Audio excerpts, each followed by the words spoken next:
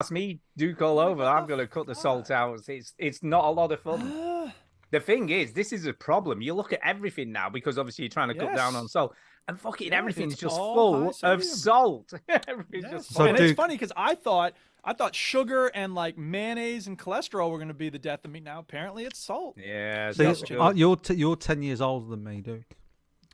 Yes. So I reckon in 10 years' time, I'll probably be in the same position as you. Like, yeah, you'll be in the doctor weak heart says club. You can't, eat anything that casts a shadow or whatever, right? And I'm getting my fill in now.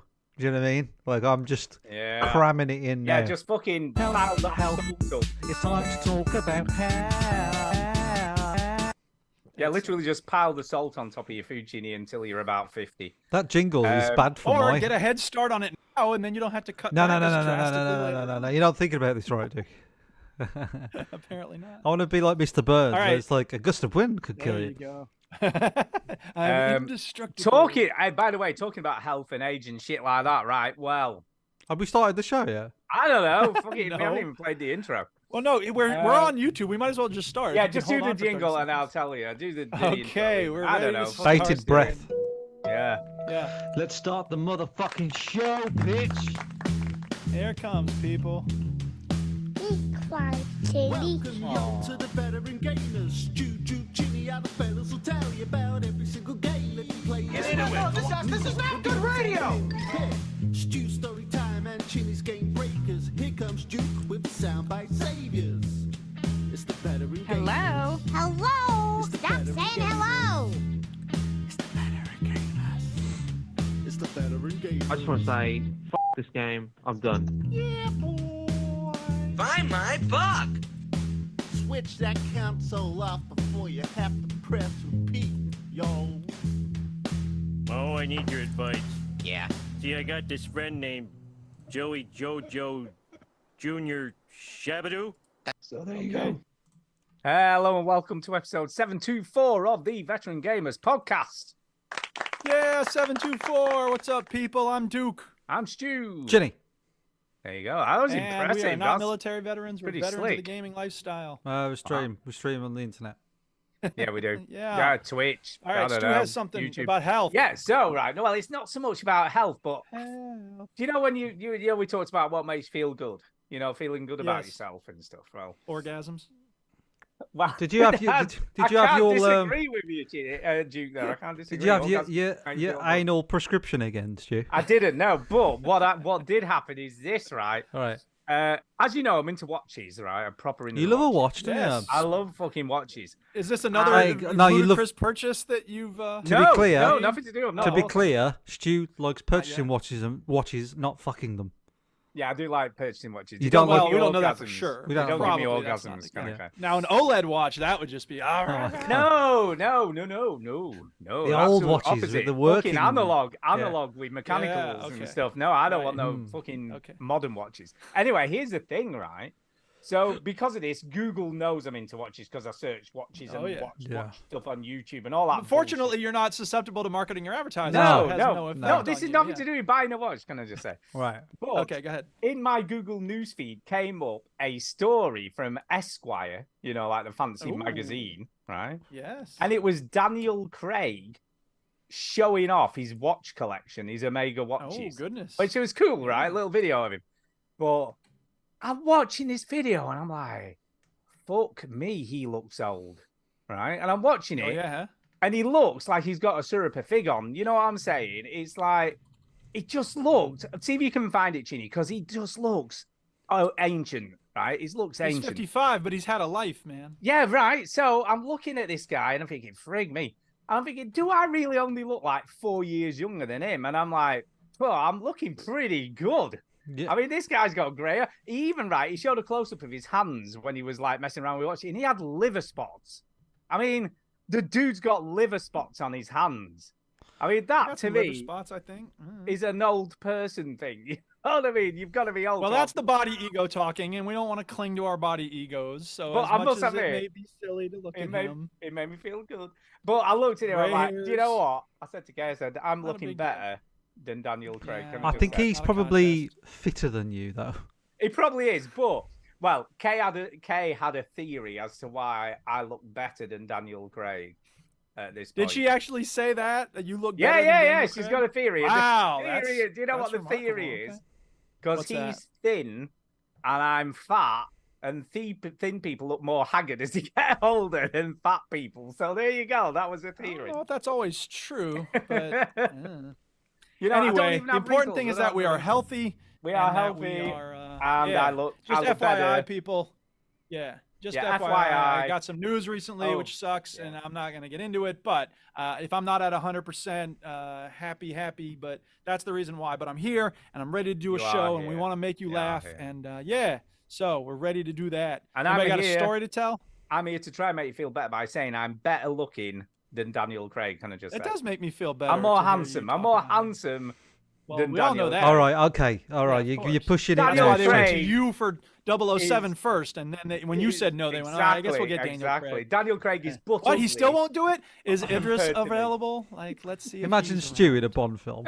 Can I you mean, imagine? Idris and Stu are both DJs, to be fair. Yeah, so exactly. Exactly. about as hot as each other. There Now, you did go, she say you're James better Bennett. looking than Idris Elba? Of course. No, she didn't. No. No, she did not say that. Idris Elba's a sexy man. James Bennett he says, is. "Sup, veterans, Stu is the new 007. It's Yeah. official." There you go. Yeah. There you go.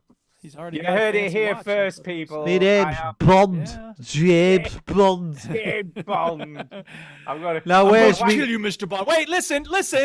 Before you kill me, listen. Hang on a second. Let me tell you. He goes, The do you want a OLED Steam Deck. do you want a martini? He goes, no, I want a chip butty. Yeah. Shaken. Let's I'll be going. Do you There know you when you go to get your secret gadgets and weapons and stuff? It'd be Yeah. like, Yeah. "Here's your exploding black pudding."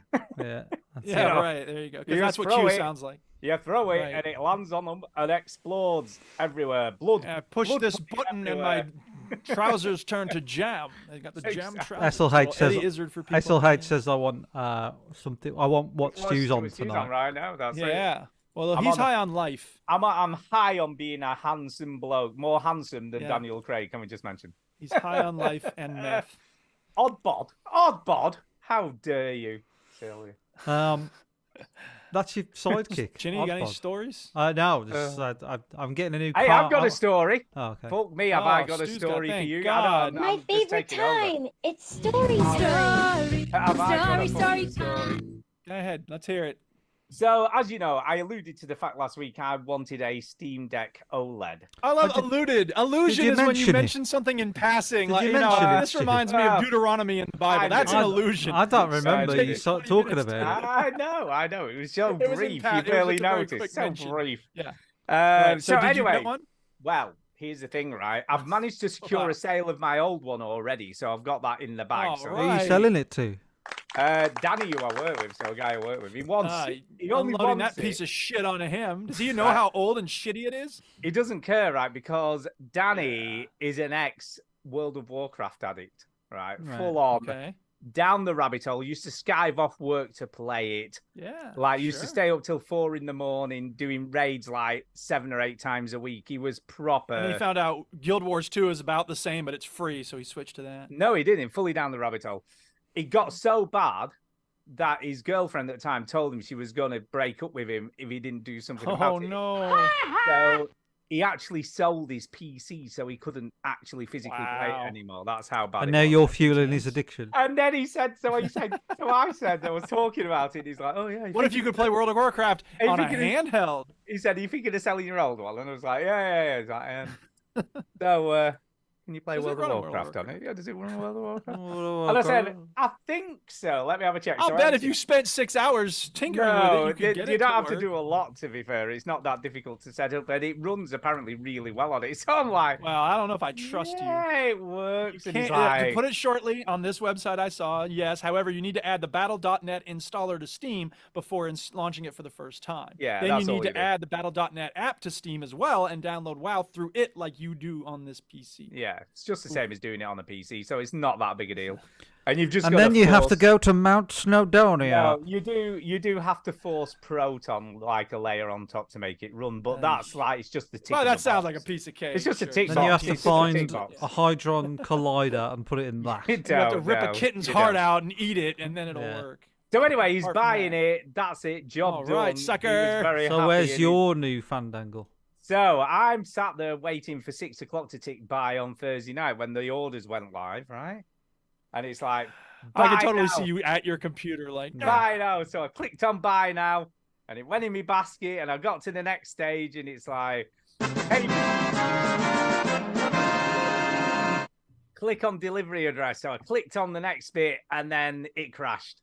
Oh, I was like, oh no. So I was like, right, I'll go back. It'll be fine. I'll go back. So I'll go Morning, back. Ant. He's in the And chat. you ordered 2. No, and then so I clicked on it again, and then there's this little like cartoon dude going, "I'm sorry, this link doesn't exist." So I was just like, oh my god! So I went back again, it still wasn't working. Then the next time I got through to the bit where you sort of go next to payment. Morning, Ant. Morning. Hope you're doing well. And this went on for about half an hour of going backwards and God, forwards and trying to buy it, and nothing's working. And in the end, Adam, right, Millie's boyfriend, he managed to get one in the rescue. bag. He got one in the bag. Oh. He got one, right? So in the meantime, she said, I'll tell you what, I'll ask him, I'll set up a new account in my name, so in Millie's name, and I'll see if he can get one for you. Right? So she did all of this, bless her, right? It's still in my basket. It's in my fucking basket, right? Put it in my basket. So it's in my basket, right? He's doing the do at his end, comes back and says they're out of stock now. Oh, jeez. So I was like, what? Oh my god, they're out of stock already. So I waited for a bit. So I left it probably about half an hour, 40 minutes, came back, and then I got through to the payment bit, right? So I'm like, oh my god, I'm through to the payment bit, still in my basket. Because you still had one reserved in your cart. I still had it so in my even if they're cart. out, Still like, in the you cart. had your name on one.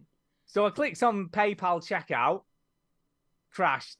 This is not authorized, or some such message And came at no up, right? point do you go, okay, the universe doesn't want me to have this. It right definitely now. doesn't want me out. So then, right, so I did this several times, went back, sort of tried again, and nothing, right? And then eventually it went, you've tried to purchase something too many times. You will now have to wait to try again, right? So I was like, oh my God. And it's not my fault because the fucking thing is crashing constantly, right? So I looked it up on the internet. 2 hours, it reckons that it suspends your account for. Ugh. 2 hours, right? So I'm like, that is ridiculous. They So I think you're a left it. Russian bot now. I know. So I left it about another 40 minutes, half an hour, 40 minutes, right? Also, went back and I thought, do you know what? I'll just try paying with your credit card. So instead of going through PayPal, let's put that in the bin. Sure. Take that third party out of the equation. This you're going to just love do it this direct. bit. So I put my credit card details in, does all that stuff, and it's like authorizing your app now, right? So these days, if you try and pay for something online, you've got to authorize it in your banking app. Yes. To do it. Absolutely. So I click the tick in the banking app, and then it comes up, your credit card holder has declined your payment, right? I Oh, was like, jeez. what? Then I get a text from Halifax saying, someone's tried to pay this money with your account. If this was you, That click was me, yes. motherfucker. Click yes, right? So types yes, sends that, and he goes, we will now wait 10 minutes to now, and then you can try again, and we'll authorize the payment. So I was like, are you fucking kidding me, right? In the meantime, right, so literally just as that happened, I'm like, oh my God, like, I have steam coming out of my ears.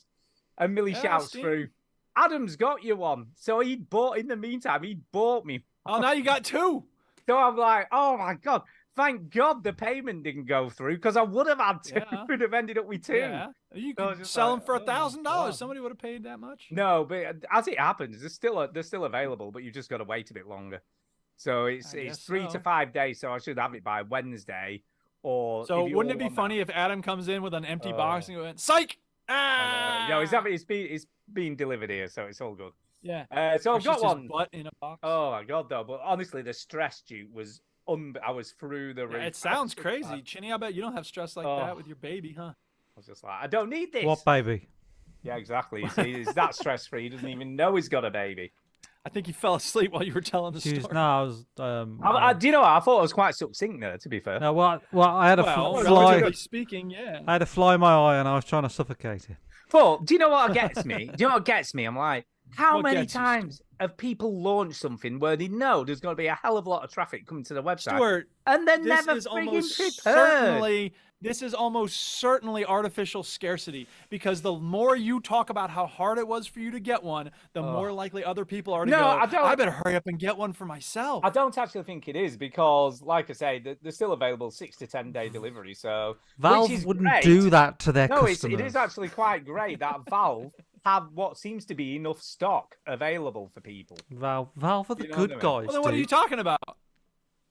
Well, you can still order one now. No, but what are you complaining about then? You're like, why don't they come? Well, I'm just complaining about the stress of them not having enough server space when they were actually selling them at the beginning. You know what I mean? That's just maybe that's artificially scarce. Maybe, but I doubt it. I don't think it is. I think it's just that they bloody too much traffic. Gabe just switched off a few computers. I mean, they're gonna make their money. They don't care. They don't need to buy extra server space. It happens. You're gonna come licking their ass and being like, "Please take my money." You'll do what it needs. What you need to do is give them money. Apparently, it happens at the beginning of every Steam sale. The same thing happens. Of course, and it's like when a big Minecraft server relaunches, like people go jumping in, and then there's lag everywhere. So it's a little bit of a sort of two parts. The Steam Deck OLED. One part of me is he's not done, Chenny. In case you thought he was just finally. One part of me is very excited to get it, right? Yeah. But then the other part of me is like, fucking hell, I've got to set it all up again. So you know what I mean? It's like bit of yes, I know what you mean. That's why I personally would not have bought a new one. But I'm just luckily, I mean, there's some people who've spent days installing emulators or all sorts of stuff on the Steam Deck. So and they probably say, you know what? I don't need this. Yeah, I don't think they're gonna bother. I don't think they're gonna bother. That's the smart path. Dan, by the way, they don't have graphics that are quite as good as yours. Hardly Dan was saying that he was going to wait for a mod kit to do an OLED on the LCD version. Okay. And Valve have come out and said, it's completely impossible because the way the motherboard's set up, there's not enough power to power an OLED screen on the original. Well, unless people add more power to it, and then the battery stuck on the back with it said the actual where the connectors for the actual LCD screen are. There's not enough power to that connector. You know what? I'm gonna put hackers up against anybody. Well, we'll see. But they're saying it's impossible. You took a goddamn hacksaw to your PC case. I don't put anything above anybody. It is true. And nowadays, I've got nearly a foot between the end of my graphics card and the PC case, just saying. Okay, well, there's that. Chenny, anything else, or should we get to what we've been playing? Yeah, let's get to what we've been playing, I think. Yeah, I'm buying a new car, but whatever, it's fine. Wow, where are you going? Oh, come on. Whoa, that was... So what did you go for in the end? Have you got No, it's just what we've been playing. Come on, let's hear it. Is it Skoda? Just real quick, what are you thinking of getting? Yeah, No, I got it. I'm getting it Wednesday. Oh. And what is it? What is it? It's a car. Aston Martin. No, what make? Because you were going on about how good the Skoda was, and it was going to be a Skoda. It's an electric motorcycle. It's an electric. Is it really an electric? Oh snap! You're outnumbered, Stuart. No, he said he was getting electric. Okay, Nissan, BMW. But we don't know which one he went for in the end. Skoda Enyaq. Oh, it is a Skoda. Ooh, then. Okay. Not shocked because you seem to be very keen. What you been playing? Okay. I'm going to start this week, God damn it. It's a bloody good job. We're taking a drink. I didn't expect it to be that short. There you go. Well, we don't have time for things to take a long time. I got a lot of games to get through. I've been playing Rocket League and New World, but I'm not going to talk about those because I got too much else to get to. Let's do it. I don't have anything new to say about them because I was doing a crossword at the beginning of this past week, and for some reason, when I do crosswords, certain games just pop into my brain. When I'm grading papers, Fallout New Vegas jumps up and is like, hey, remember when you turned on that solar array? Remember when the cult of ghouls launched themselves in a rocket? Like, I don't know why, but certain things make me get into certain game brain modes. So I'm playing a crossword and it goes, my brain just goes, hey, when was the last time you played Battlefield 4? And I was like, when was the last time I played Battlefield 4? So I'm like, I should play Battlefield 4. So I launched Battlefield 4 and I'm playing it. And when you launch Battlefield 4 now, and it's still a great game. I love Battlefield 4. That's not the game. It takes you to the EA app, right? So I'm launching Battlefield 4 through the EA app. And I have, it tells you, here's all the games you have installed on the EA app. And it shows me Battlefield 2042. Oh, you see, that's how they get you. That's how they get you, man. Well, I mean, I have it through Game Pass. So it's like, okay, well, I have it. I haven't played it in a while. Let me try it. I have gotten fully back into Battlefield 2042. Damn it. It's a good game. Is it better now? Because they had a lot of issues at launch, didn't they? Yeah, I was trying to track down what those issues were. And I think people were complaining about like servers crashing or something, and the way it looked, which I couldn't care less about, but whatever. Chinny's on the air. He's standing up with a thing that says on air.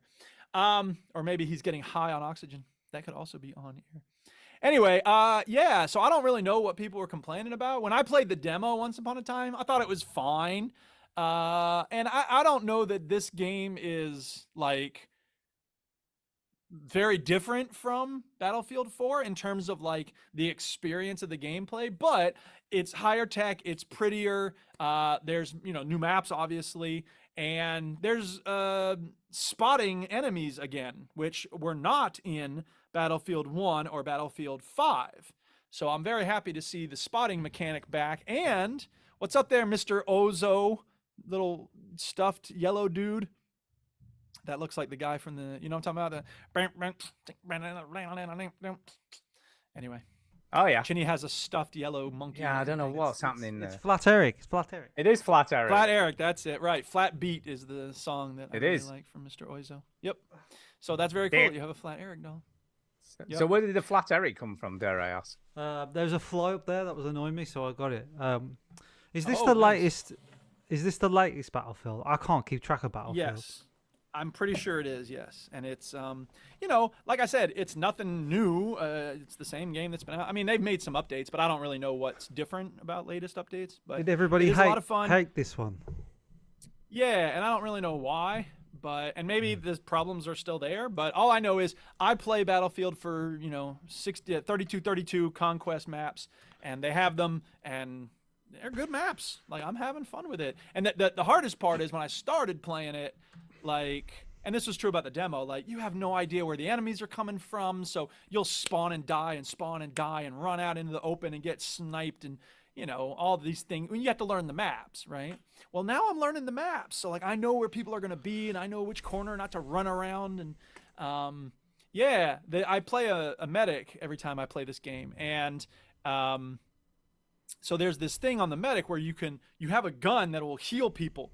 So I can switch to the gun and shoot somebody on my team, across the hall, and heal them by shooting them. And you can heal yourself and then drop a health pack for other people. So, I'm not very good at getting kills in the Battlefield games, but it's okay because I can capture flags. And they also have a new mechanic where, and I don't know, maybe this was in some of the earlier games, but it was in Battlefield 4 that somebody on your squad got assigned the squad leader, right? And that person has the ability to call out orders. So you look at a flag and you can say, attack that enemy flag, or you look at one of your flags, you say, defend this flag, right? Okay. But rather than just have one person doing it, and I'm pretty sure I linked to the game, so if you wanted to put it on the thing, you could do that, Chinny. Yes, I do that sometimes, don't I? Okay. Yeah, sometimes. They're doing a thing now in Battlefield 2042 where you have to issue an order every so often, and it'll come up on the screen. Issue an order in the next 60 seconds or you're not going to be squad leader anymore. And for a lot of people, they probably aren't paying attention. They don't really care. But for me, I like to keep the squad moving toward an objective. And it's especially frustrating because there are people who play this game as if it's Call of Duty. I got 73 kills. And it's you didn't help us keep any of the flags, dumbass. And they're like, how many kills did you get? I'm like, that's not the name of this game. You're supposed to be capturing flags and holding territory. Because, the two sides come at each other from different sides of the map, right? And so a lot of people just want to run around and capture as many flags as possible. But it's better to... if you can control 2/3 of the map and just hold that, you're going to win because, your enemy, they call them tickets, right? The more territory you have, the more quickly your enemy loses those tickets.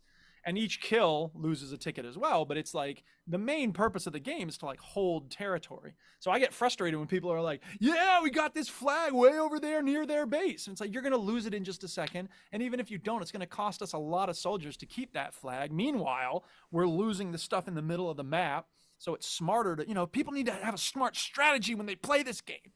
So by making me squad leader, it helps the team. Well, you just a minute. Wait a minute. So you're saying because you're the smartest person? No, you're the best. I'm not the smartest person. I'm focused on what the game's about. If you play Pac-Man and you go, I want all the fruit, you're not going to do very well in Pac-Man because it's not really about the fruit. That's why I'm always about Pac-Man. Oh, who knew? Staying focused on what the purpose of the You know, game I always is. thought it was just Like- a game gaming me. Like Crystal Method said, get busy, child. But they There you also go. had a song where they said that's the name of the game. There you Which was go. the You joke see, you there. can bash them Yeah. together, and that's Battlefield 2042 right there. Getting and, busy like, is the name of the game. yeah. Listen, all you motherfuckers. Is that what you said to your squad? Is that why they did? It what you were is. told? Yeah. No, I was putting in the chat. I was like, people, stop going for the flags near their base. And they're like, shut the fuck up. Taking flags is how you win. I'm like, no, holding. I was trying to explain to them how. What the fuck game you works, know? And they're just right. They're just lashing out. You suck. You got no kills. And I'm like, I don't play this game because I'm good at getting kills. I play it because I'm smart and I can get flags and I can defend things.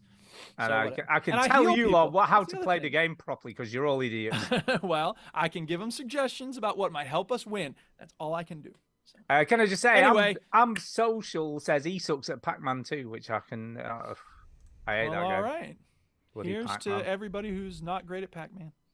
So, Battlefield 2042, I'm giving it my Duke's patented thumbs up stamp of approval, and there may still be problems with it, but I'm having a blast on it. So, if you play Battlefield 2042, holler at your boy, and we'll have a bash on it together. Yeah, I've got to say, it's not my thing, but I can see why people like this game. It does look quite impressive. You know what I mean? It's weird, it is too, cool. It is cool, and like it's weird because like Battlefield 4 has a little bit of like up and down areas, but in this game, like you'll be running up a hill that looks like you start at your base and you run up a little hill, and then suddenly you look down and there's a flag like a mile beneath you, and you're like, how am I supposed to get down there? And you wander around for a little bit, and there's like a zip line, and you just clip to it and you just zoom and go straight down. Now that makes sense because that's how zip lines work, but it doesn't make sense to be at the bottom of it and you clip on the zip line and you go woo and go flying up. Yeah, so there's a Like, lot that's of not how zip lines verticality work. to it.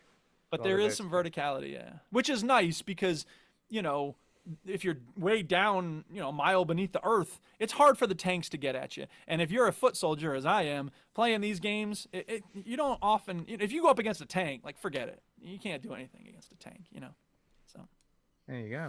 yeah. Well, I'm 2042. going to go next. Fuck you lot, right? I'm ahead. going next.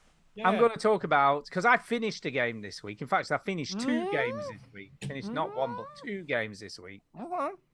But I'm going to talk about The Devil in Me. because DLC doesn't count, by the way. It's not DLC. It's a full-fledged okay. game, Devil in Me. Okay. So Well, yeah, the other I one finally finished that game. It wasn't very long, probably about 6-7 hours tops, I guess. It wasn't a very So how long much more did you have to play after our escapades last week of hearts outside bodies and whatnot? Not much. Probably another couple of hours, maybe. Another couple of hours and I was done. So this game's all about how many people survive at the end, right? And Yeah. by last week's show, we're talking last week's show, I had 2 dead for definite. One that I Yep. thought was dead, who wasn't dead. And Right. 2 that were kind of okay at the time, okay? But now So they're this dead. week- Well, this week it was like end game. You're escaping from the island, and the fucking psychopathic dude who's dressed up as H.H. Holmes, who's trying to kill everyone in this house that's all booby trapped and stuff. And yeah, I got to right. I did so well. I got everybody, even fucking annoying as fuck Charlie, right? Oh, okay. So I tried to kill him because I didn't like him much, but he managed to survive to the end of the game. Wow. But here's the kicker, right? So the sort of end scenes of the game, you get on a speedboat. Spoilers, by the way, for the end of Devil in Me. But it might not be this. It depends on which path you take, I guess. I don't know. Spoilers. Warning! So you get the keys to a speedboat. So you get in the speedboat, right? And it's like, get out of here. And as you're getting in, right, you've got to try and start the engine. Well, of course, it's not starting properly. And whilst this is Come on, happening, engine. well, psycho killers wading into the water, coming towards the boat. So you Psycho finally get the boat engine started, and then you fly off. And as you're flying off, he swings his axe and misses. Right, so he sort of swings his big Whoa. axe, misses the boat, and everyone's like, "Woo, we've escaped! Woo, fuck you!" Woo, and all this stuff, right? Yeah. And you're halfway across the bay, back to like safety and freedom, And he's clinging to the back of and it. a fucking hand pops out the water at the side. No, of the you're boat. kidding. I'm not kidding. Oh, for I'm not God's kidding, sake. right? And he pulls it, still holding the axe. It's quite impressive because that boat was flying, right? How the hell he even held on? It's impressive, or rather impossible. But, impossible. He was not only holding on, but he still had hold of his axe, right? So he clambers into the boat, and he comes towards Charlie first. So it is quite cool, this section, how they do it, because it keeps switching from character to character, and it's all in kind of bullet time slow mo. So he's like, you have to do quick time events to avoid being killed, right? And the first person he came for was Charlie, who I don't like much anyway. Swings his axe. I missed the button B and managed to press X by mistake or A or something. Chops his head clean off. I mean, that's it. Charlie's a goner. I don't lie. Yeah, he got the wrong button by accident. I pressed the wrong button. You wanted him dead. I pressed A instead of B or whatever. Take that, Charlie. And it was pretty cool, I must admit. He did this slow-mo spinning head with blood squirting out of his neck stump. You know what I mean? I was sad that Charlie died, but I mean that blood coming out of his neck stump. It was pretty gruesome shit. Oh, we've got the clip on here. Ginny's showing the clip. Oh, yeah. It was pretty gruesome stuff, right? So he bit the biscuit, right? He's a goner. Yeah. So I'm like, shit, I need to do better with the other two, right? I need to save these two. And I'm pleased to say I managed to do it. I killed the dog, by the way, as well. The dog's I didn't want to mention this because obviously you might be quite upset because it's like a pit bull terrier type dog. But you're in a house and the killer comes in and you've got to try and keep the dog quiet, and the dog's starting to growl and bark and stuff, and he's obviously getting alerted. And it's pretty gruesome, man. There's like a broken bottle on the side and you grab the broken bottle and kill the dog to stop it. Oh my goodness. Yeah, so that was pretty gruesome. Gotta do what you gotta do. Well, it comes up at the end of who the people who survived and died. The dog's one of the people, you know, like one of the characters that maybe died or not. Yeah, as you can see on this boat, everybody's alive. I didn't have that. I only have 3 people in the boat. Nope. Yeah. But I managed to save the other 2. The lesbian.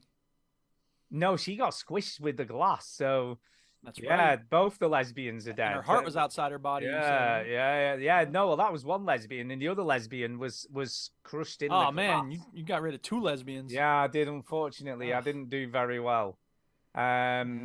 So yeah, actually there is one person missing. The other lesbian's missing from this scene, so they've only got 4 people in the dog. So someone is missing.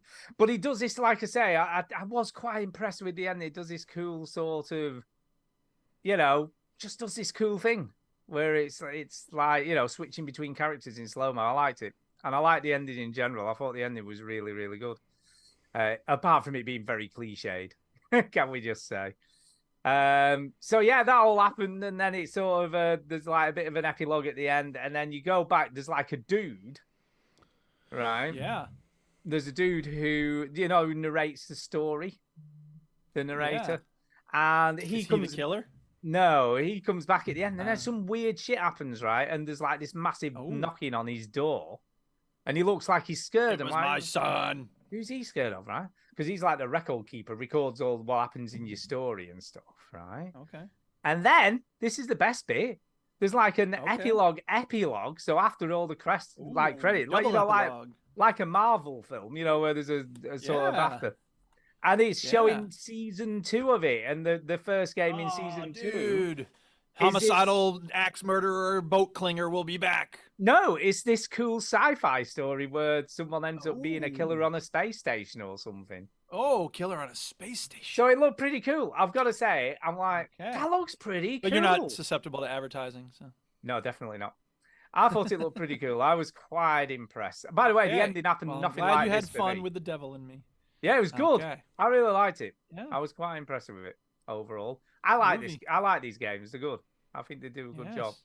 It's still not as good. It's still not as good as Until Dawn. I still think Until Dawn is the best game they've ever made, which was the first one they did. But they're sort of varying enjoyment from all of these games. You know what I mean? I think they're pretty impressively done. So snap! Dude just got stabbed in the neck. Oh yeah, I mean, there's some pretty gruesome shit. Yeah. There you go.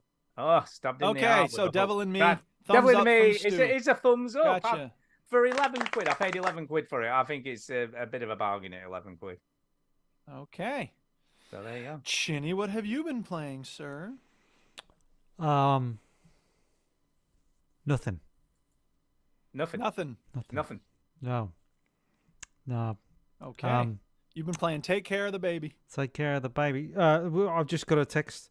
The baby needs the poo, and then as she was texting me, the baby pooed. Sorry. So this is Tara texting you, or do you have like an app that like? No. The baby texts me. She's 6. Oh, the baby texts you. Okay, she's 6 weeks old. She can text now.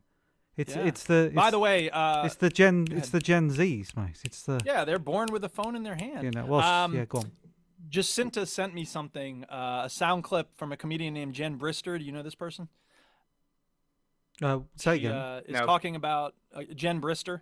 Is the name of the comedian. She's talking about when you announce that you're going to have a baby, and then your friends who have children hear this news, they have a very excited reaction. Members of your family, tell a mate with kids that you're going to have kids. They're like that.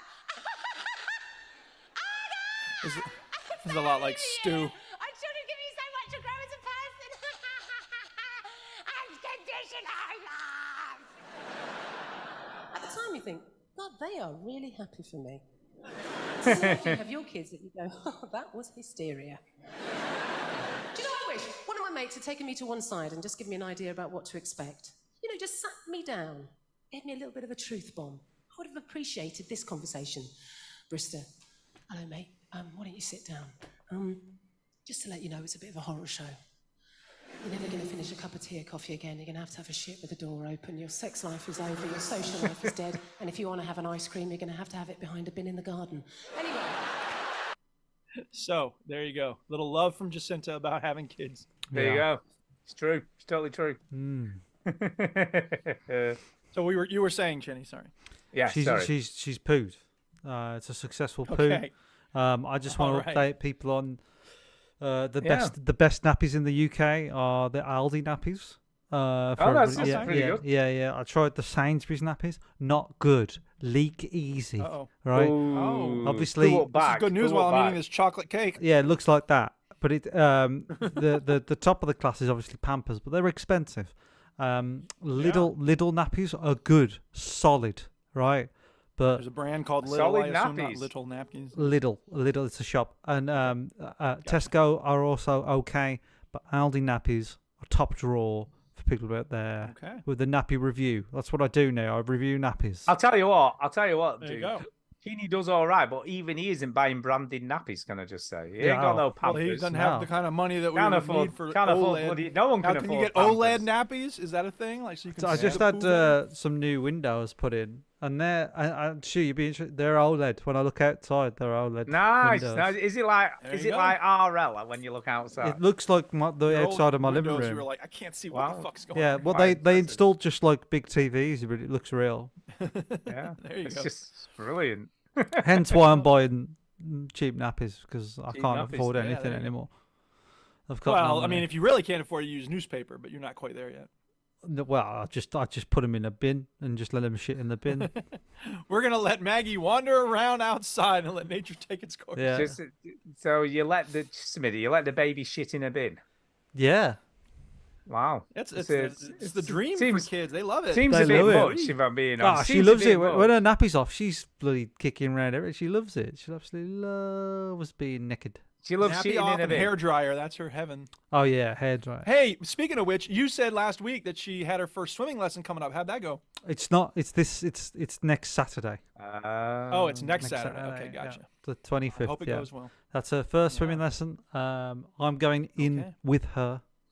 Well, that would probably be a good idea. Let's hope she doesn't take a shit there. We were It's like, gonna. you don't just chuck the baby in the No, we were pool, gonna let her drop do and her have on a her brew, own, you but know? they insisted that I be there. I know, yeah. Ah, jeez. The nappy Yeah, we just situation is that helicoptering. she has to have like a special underwater Yeah, nappy, you get swim nappies. Oh, and then okay. like a layer on that, and then a swimming costume. Yeah, sure. It's like 3 That's layers. true because right, I don't know whether you've ever been to the swimming bath when someone shits in the bath, right? Somebody shot in the pool at my school. It takes forever.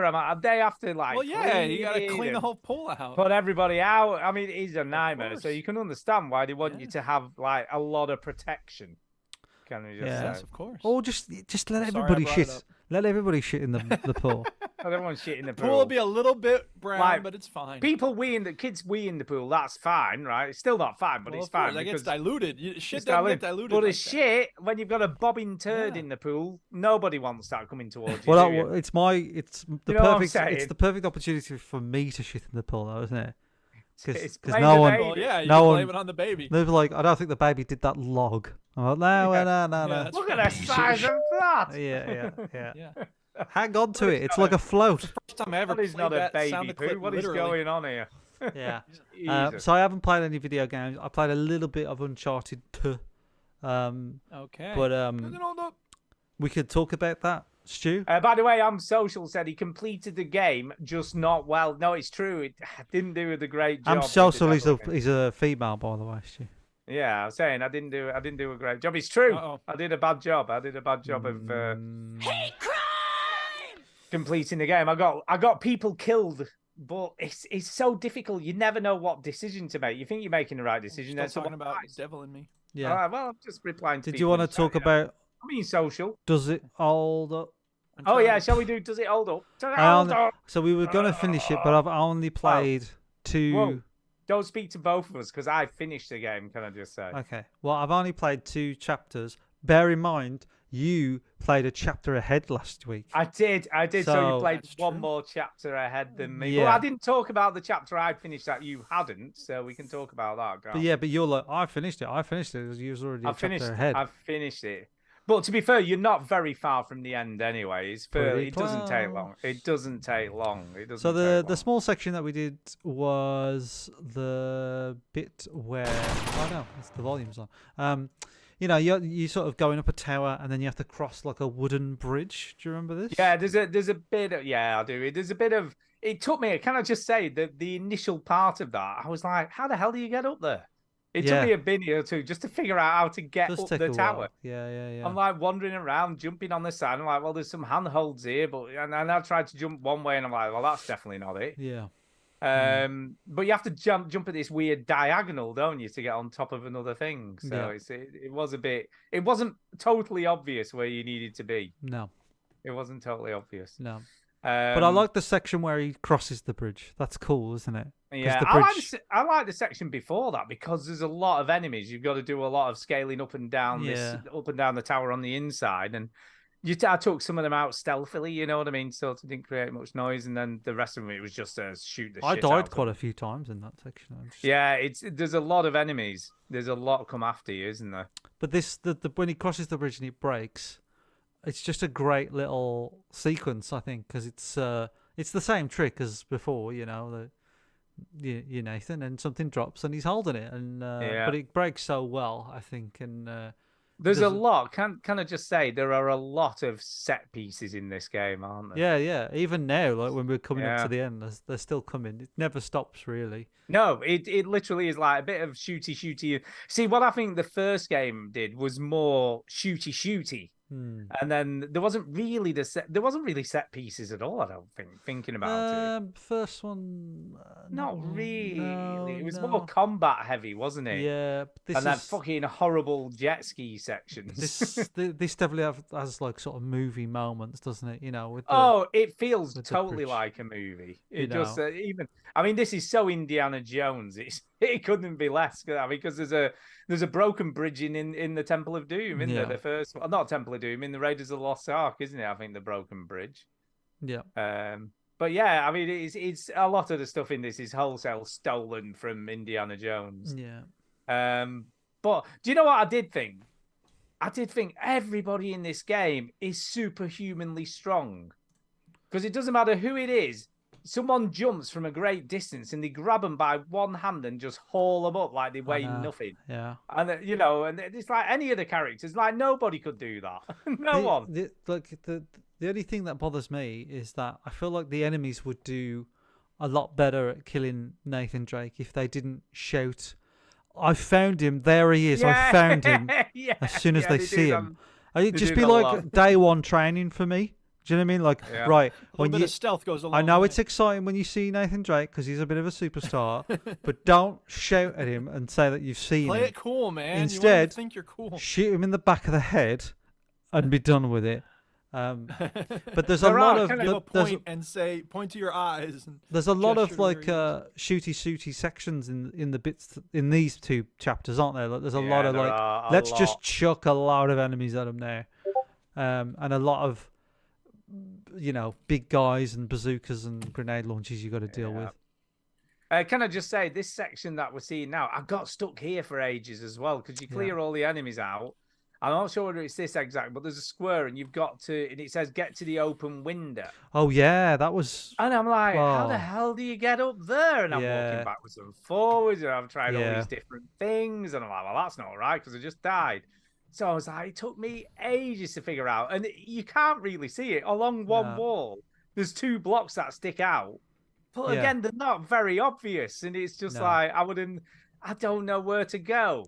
I'm like, how do I go? And I'm jumping and jumping, and then it automatically clung to the wall. You know, when I tried to just jump across. And I'm like, that's what you do. But it's so unobvious. It was ridiculous. It was really tough, that one. Yeah, like I hated that section because it was like a big pain to figure it out. It's the bit where you fight the enemies again. A lot of enemies, but you fight those big guys with the machine guns, don't they? Like the big miniguns. Yeah. And that was after that section, was it? Yeah, there's 2 guys with miniguns. Yeah, and that's not easy because when you kill them, there's like a bunch of people that come. So the clip that we're watching now, he's doing the actual bit.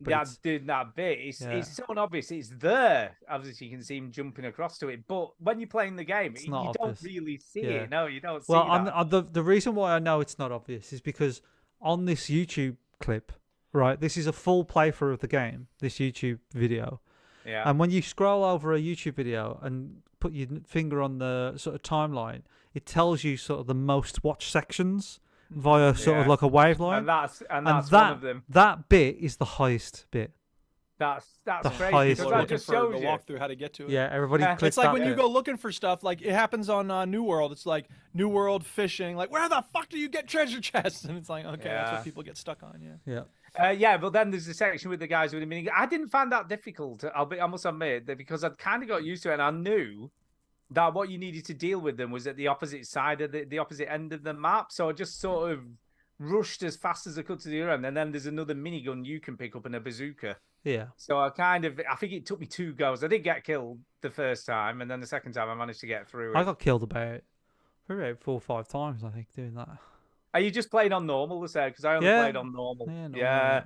But them guys with miniguns, they're so difficult, aren't they? And then there's another guy shooting bazooka at you, and then there's the shotgun guys are awful as well. You see, it wasn't too bad once I got because obviously once I killed them both, I just used the miniguns on the shotgun dudes, so that weren't too bad. Yeah. But yeah, and again, a very interesting section of the game. I mean, I love this bit we're watching now where you're so high up, and the scale is just brilliant. It's great. You know what I mean? It does look amazing. Yeah. So yeah, I mean, again, it's pretty impressive. So where are you up to now then? So I'm up to the bit where you're in a room. And you have to put like these 4 jigsaw puzzles, I suppose, on the certain bits. And you've just got the dagger off Chloe. So it's pretty much... yeah, well, she just gives it up straight away, doesn't she? She goes, yeah, all right, then take it. And then she has some sort of condition, doesn't she? She says like kill him or something like that, doesn't she, to you? Make sure you kill him. Make sure you kill him. Yeah. So the bit what we're on now basically is where on the clip now. That's where I am now.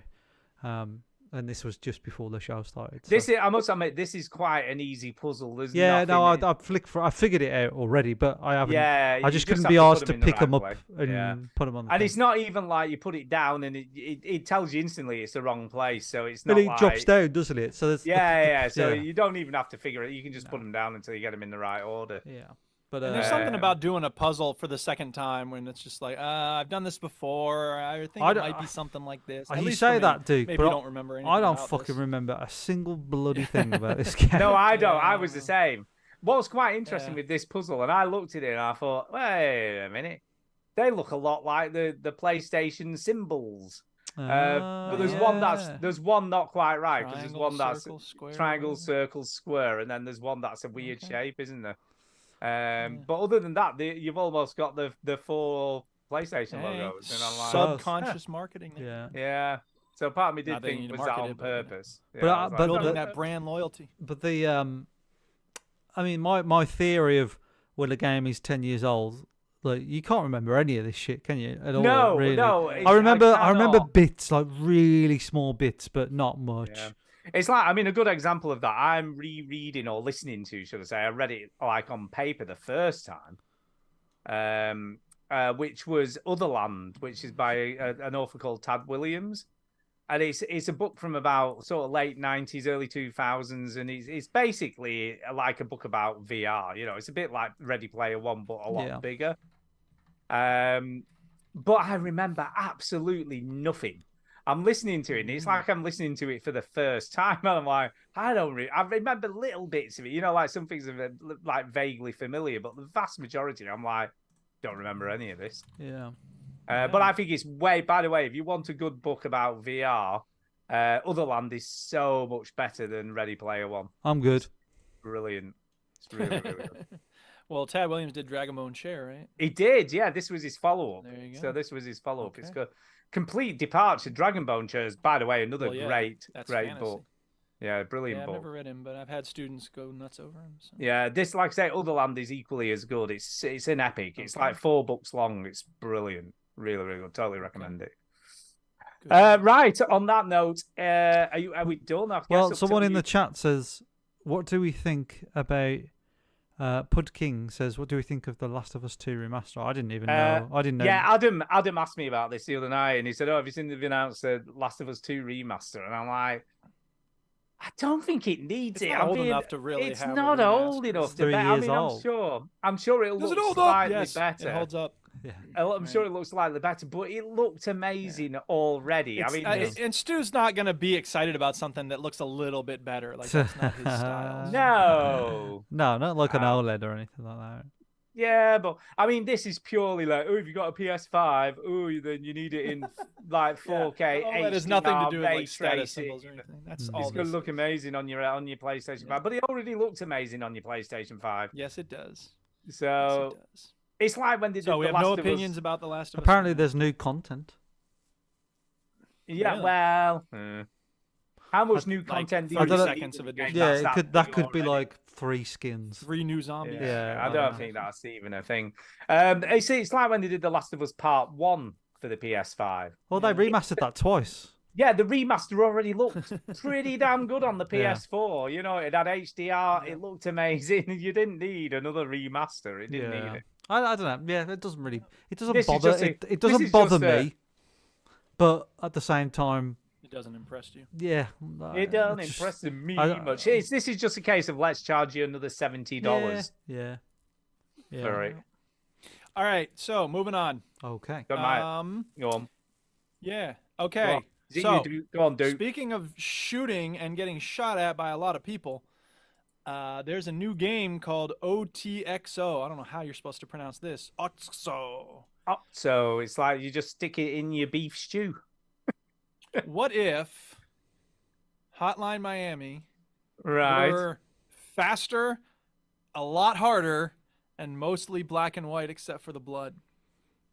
That's what you get when you play OTXO. It does sound quite cool, I must admit. It sounds It pretty cool. is cool. I saw sounds the pretty reviews. cool. I saw it came out on Steam. I'm looking at the release video. I'm like, that kind of looks like Hotline Miami. Look at the reviews. Every review is Hotline Miami on crack. This is like Hotline Miami, but like twice as crazy. And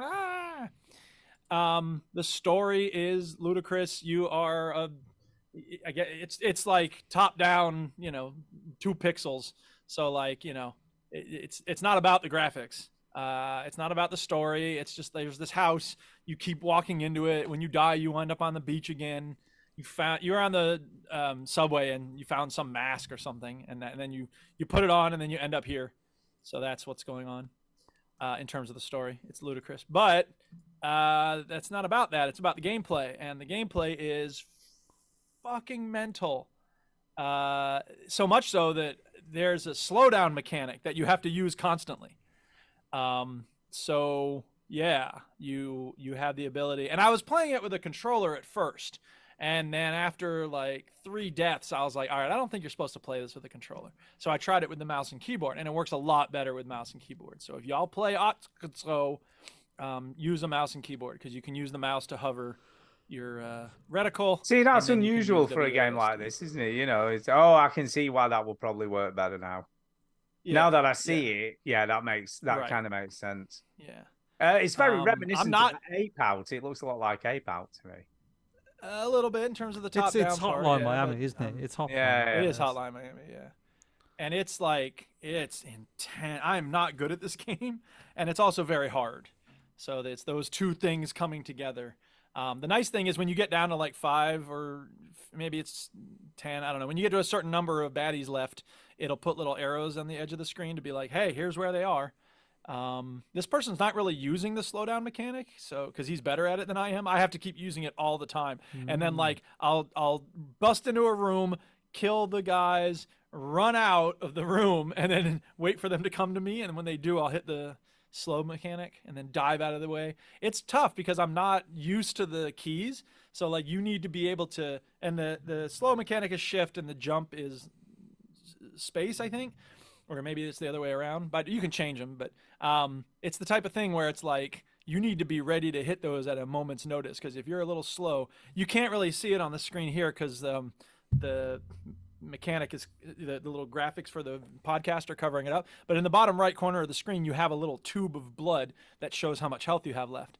And I always am on the edge of my blood. I have very little health all the time. And maybe later in the game, I'll get to a part where there's like health power-ups, but so far I haven't gotten any of those. So I'm just like constantly dying and being on the edge of dying. And, but it's also like, you know, in the same way the Hotline Miami was tough, but you knew you could do it. You know, you're just going to give it another try. The difference here is that this is a roguelike. So you're supposed to die a lot. And, yeah. So the environment's different every time you play through it, is it? Sort of the way that it's arranged and stuff. You know, I'm so bad at it and I'm so frustrated when I die that I don't know if the setup is different. I don't think it is. There's the first one you do is the infinite foyer, and it might be procedurally generated, but all I know is there's a whole bunch of people with guns, and the other thing is that you run out of ammo constantly. So once you kill someone, you basically need to like drop your gun and go get theirs. Or else you're trying around trying to kick people, and that's not a good way to take people out because they have high-powered weapons, and you're trying to kick them. And that's not. I've got to say, I'm watching this, and I know this is a weird thing to compliment, but the blood splatters are sort of procedurally generated. And it's pretty impressive, you know. I mean, I know it's a funny thing to compliment, but this game, the monochromatic, it is the attention to details. So and the blood's right. I like the ragdoll of the characters. Yeah, they is die well. Absolutely, it looks very slick, I have to say. You know, the way in some ways it's very simple. It's all Pudkin got it right. Hotline Sin City. That's a good way to put it. It's all contextual, isn't it? Because it's sort of whichever direction they go in, and however many times you hit them. Right. You know, depends on the amount of blood splatter everywhere. It is quite impressive looking. Yep. Well, I can see why people would like this. Impressive. Yeah. I imagine Chinny would like it. And I don't know if I'm good enough to like keep going with it because, you know, getting one level, I'm like, yeah. And then it's like, okay, now go back and, you know, maybe there's another version of the Infinite Foyer or whatever. And like you can they're showing in the stream right now, these like, there's a bartender and he sells you drinks that are like 200 coins. You get coins when you kill people. And then there's this lady who will like sell you drinks for like 500 coins. And they, you know, they'll extend the length of your it's called focus when everything's bullet time, basically. But you know, I haven't ever bought a drink because I don't have the coins because I keep dying so quickly. So, you know, it's the type of thing where it's like, this is clearly, you know, I need to keep working at it to get better at it, and I'm sure I will. But in the meantime, like Battlefield 2042 is less punishing, so maybe I'll just keep going with that for a while. I mean, it's really good. This is like the Super Meat Boy of shooters, isn't it? That's what this is. It is sort of Hotline Miami meets Super Meat Boy, no doubt. Yeah. Because it's rough, and I'm not good at it. It's covered in red liquid, like Super Meat Boy. Yeah, it is. Yep. It is. I can imagine this is a pretty well reviewed game. Looking at it. that's the thing is that like I haven't played very much of it, but what I have played, it's very polished in its own way. So it's not. I've never died and felt like, oh, that wasn't fair, or like bullshit. It's just like, oh yeah, I didn't get out of the way. Of yeah, those I'm just bullets. shit at it. I'm shit at this game. That's how it works. Yeah, pretty much. So anyway, OTXO, give it a try. It's wacky. It's fun. It looks It's wacky. hectic. It's punishing. Yeah, It give looks a try. pretty good. Okie dokie. I guess it's back to me because Ginny hasn't played anything else. I'm just going to talk about. Oh, and I got a new Pez dispenser, by the way. I got the Homer look one so now. distant. So. I see. He's into Homer his Simpson. Pez dispensers. So we'll talk about Cyberpunk before we go into play my game bitch for this week. So yeah, Cyberpunk 2077 Phantom Liberty. Liberty. I'm getting towards the end of the story. I think I'm getting there. Shit. In the last section I played, which was today, and I played for probably about 4 hours. Shit's gone down. The shit has hit the fan. Again, so well done. Oh, and by the way, I was meant to look this up before the show, but I haven't.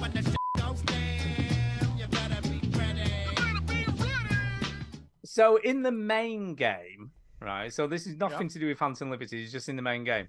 There's a quest you get where these automated taxis go rogue. So I can't remember what the name of the taxi company, but there's a taxi company. I think they're Johnny Cab, like in Total Recall. Kind of. But they're all automated. They don't have drivers, but it's an AI driver who ferries you around in them. Yep. And they're all over the city. And basically, the quest is to get all the taxis back and get them back to the main AI that controls all of them. So is that one of those kind of missions that you do over time, like collect the cars? Yeah. And basically, if you come across one, so if you're just riding around the city or driving around the city, they'll say Delamere, it's called Delamine or something like Delamine taxis. It's like a Delamine taxi's been noticed in your area or something like that. So they kind of just come up at random if you're in the right area of the map. But I came across one just randomly. I was doing another mission and it just happened to be in the area. And they all talk to you, and they've all got their own personalities, and they're all a bit wacky, and shit's gone down, and they're all a bit weird. But this one was GLaDOS from Portal and Portal 2, and it was sick. Quoted all the lines from Portal, like awesome. I've got no more cake for you, and all this sort of stuff, right? And I'm like, oh my god, this is amazing, right? And I meant to look it up to see if it was actually what's she called, the voice actress who does GLaDOS. But whether it was actually her, so if someone might want to Google that while I'm talking about the game, but I'm convinced it's her because it just sounded exactly like GLaDOS, and I'm just like that is just such Ellen a cool McLean. Ellen McLean. But was it her who did the Cyberpunk version of it? So that's what I want to know. Was it her? So that was cool. That was a really cool Easter egg. I'm like that's brilliant. And she's like, Delamain is Delamain because she was in the game for Delamain. Yeah. So it's a Delamain taxi. So that was her. Yeah. That's brilliant. I mean, what a brilliant cameo. And she has her own lines, so she uses some of the lines from Portal. And I'm assuming Valve had to okay this as well. Not just her, because obviously they're using. I assume they don't really give a shit that much. No, Valve don't give a shit about anything. They authorized her to be in Poker Night 2 and Dota 2 and Lego Dimensions and Bridge Constructor. Defense Grid. So at this point, I think they're like Defense Grid. Defense Grid, exactly. Yep. But yeah, I feel like what a brilliant little cameo though, and it was so unexpected. When you're just like, oh my god, it's GLaDOS. I was like, that was brilliant. Maybe that's how she started her life as a AI taxi. And she says, I've been testing for... And what's really weird, though, she goes, like, I've been testing how mean you are. On a rate of 1 to 10 for meanness, you are definitely a 10. Something like that, right? But what's so cool is, like, in Portal, you can't reply. But in this, there's loads of replies, so there's loads of stuff you can say to her, and you have this full-on conversation with her. Yeah. But yeah, brilliant. So, honestly, this game just is a game that keeps on giving. It really is.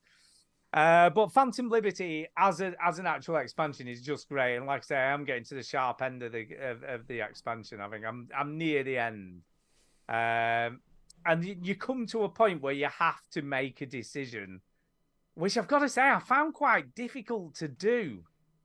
And the reason I found it quite difficult to do is because there's quite a lot of grey in this game. You know, nothing's that clear cut on what's the best direction to go in.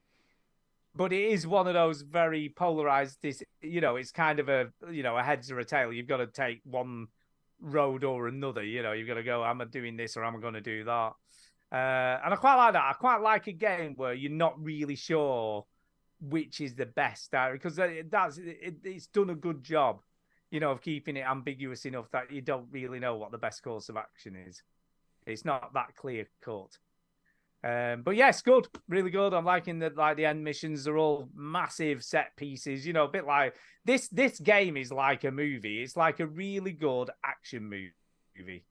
You know, that's what they created in the Phantom Liberty DLC. They've created this huge, cool, with brilliant actors, actresses. Everyone is just so on the game. And this game in general is just so good, I'm telling you. When you finish this DLC, are you going to finish the game again? Yeah, well, that's quite interesting because I'm actually still got the final mission. Because they changed it, didn't they? Yeah. So I may well do that. I have got the no turning back mission, you know, where you start that off and then it's like from this point onwards you can't go back. And there's no save points for that. You can't. There's no game saves. You can save the game as you're playing those end missions. Fallout was the same, wasn't it? You did yeah. The last mission. Yeah. This is it. This is it. And when you finish that final mission, it deletes the save points from your game, I think, because there's none there existing. And I must have saved at some point. Because it is still quite a long. It's probably about another 3, 4, 5 hours before you finish the actual entire game. Yeah. But it just mustn't. Once you finish the game, it must sort of take you back to that sort of starting point again. You know, when you do the sort of start the game up again. Yeah. It's so good though. Yeah, honestly, this game is bloody brilliant. It really is. I mean, I know this game got a lot of grief when it initially came out, but they have turned it around completely, and the guns feel great. Everything's just great. I'm not going to say any more because there's not much more to say about it apart from how good it is. Just play it. It really is. Just play it. Just play it. You know, all those people who managed to pick up. I figured out who you sound like now, Stu. Yeah. You sound like, remember in the Fast Show where that guy Paul Whitehouse character would walk along going, "Aren't car parks brilliant?" And he just say everything. That's you. That's me. That's you. Isn't Cyberpunk brilliant? Yeah, you just go, "But lampposts, aren't they brilliant?" And then he hits his head off a lamppost, doesn't he? That's right, yeah. Oh, and I texted you this week, Stu, brilliant. because I texted you, Stu, because there's a quest in this game that's called Black Steel in the Hour of Chaos. That's right. I haven't had that song. yet, so I'm guessing that's coming. Still hasn't had that. Okay. And I might not have it because of the path I've chosen, so that might not happen. Oh, interesting. I have a feeling I might not get that mission. Yeah, I may have missed out on that mission with the path I've chosen. But yeah, can't say enough good things about it. They've done such a cracking job. Okay. Yeah. There you go. Right. There you go. We've got a final game to talk about for us together. So shall we do that? No. I got some other games to talk about because I haven't played that. Playing my game. But I got some other ones. So you want to talk about Wild Hearts? Because I didn't have a chance to play it. You go. Okay, so there's this thing on Steam right now called Cozy Quest, which is a lot like Next Fest, except like for cozy games, you see. So, I took a giggle at some of these, and I'm going to talk about them pretty quick because there's 3 that I played, and I don't have too much to say about them. So, here we go. Ready? Yeah, yes. Go. Okay, great. The first one's called Onde, or Onde. I don't know how you pronounce it. This is the ultimate, well, not the ultimate, but it is a very abstract game.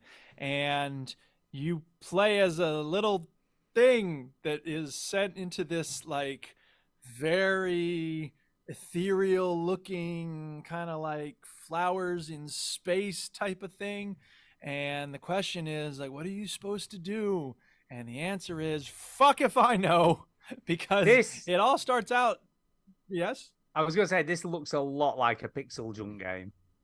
Yeah, I think they're trying to be a Pixel Junk game. Yeah, it's very similar. I haven't played too many of those, but it's like you're at the start of it, like there's these circles that are like, this is after I gave up on it because I hit up against a crystal thing, and now the person's in the crystal thing. So there are these series of circles that are like stacked on each other, and at first they're very spaced out. So you're kind of like going on the outside of these circles, and then you go on the left side of one, and then the right side of the next one, and they're getting a little bit closer together. So you're like boom, boom, boom, boom, boom, boom, and then eventually you're just on the outside of the circles, and it's just do do do do do do do do do, and it's very pleasing and it's very obvious. It looks nice. I mean, it looks like some sort of visualizer. Great.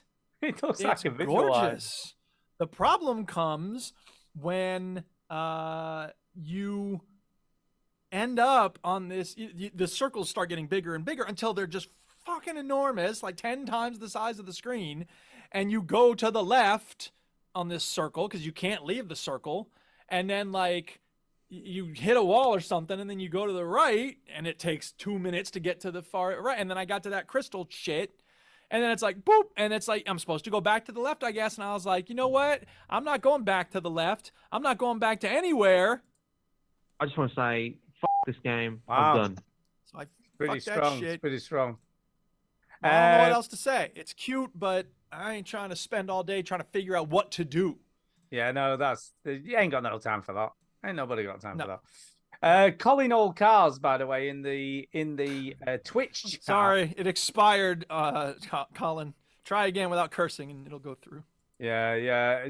There's been a message withheld, and I'm assuming that's the name of the quest. I haven't come across it. I assume so.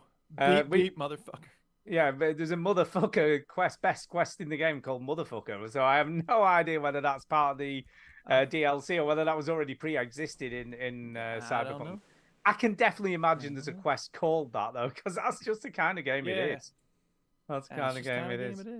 It is. All right, 2 more in this cozy quest. You ready? Here comes the next one. Go. Fruit Bus. What kind of game do you think Fruit Bus is?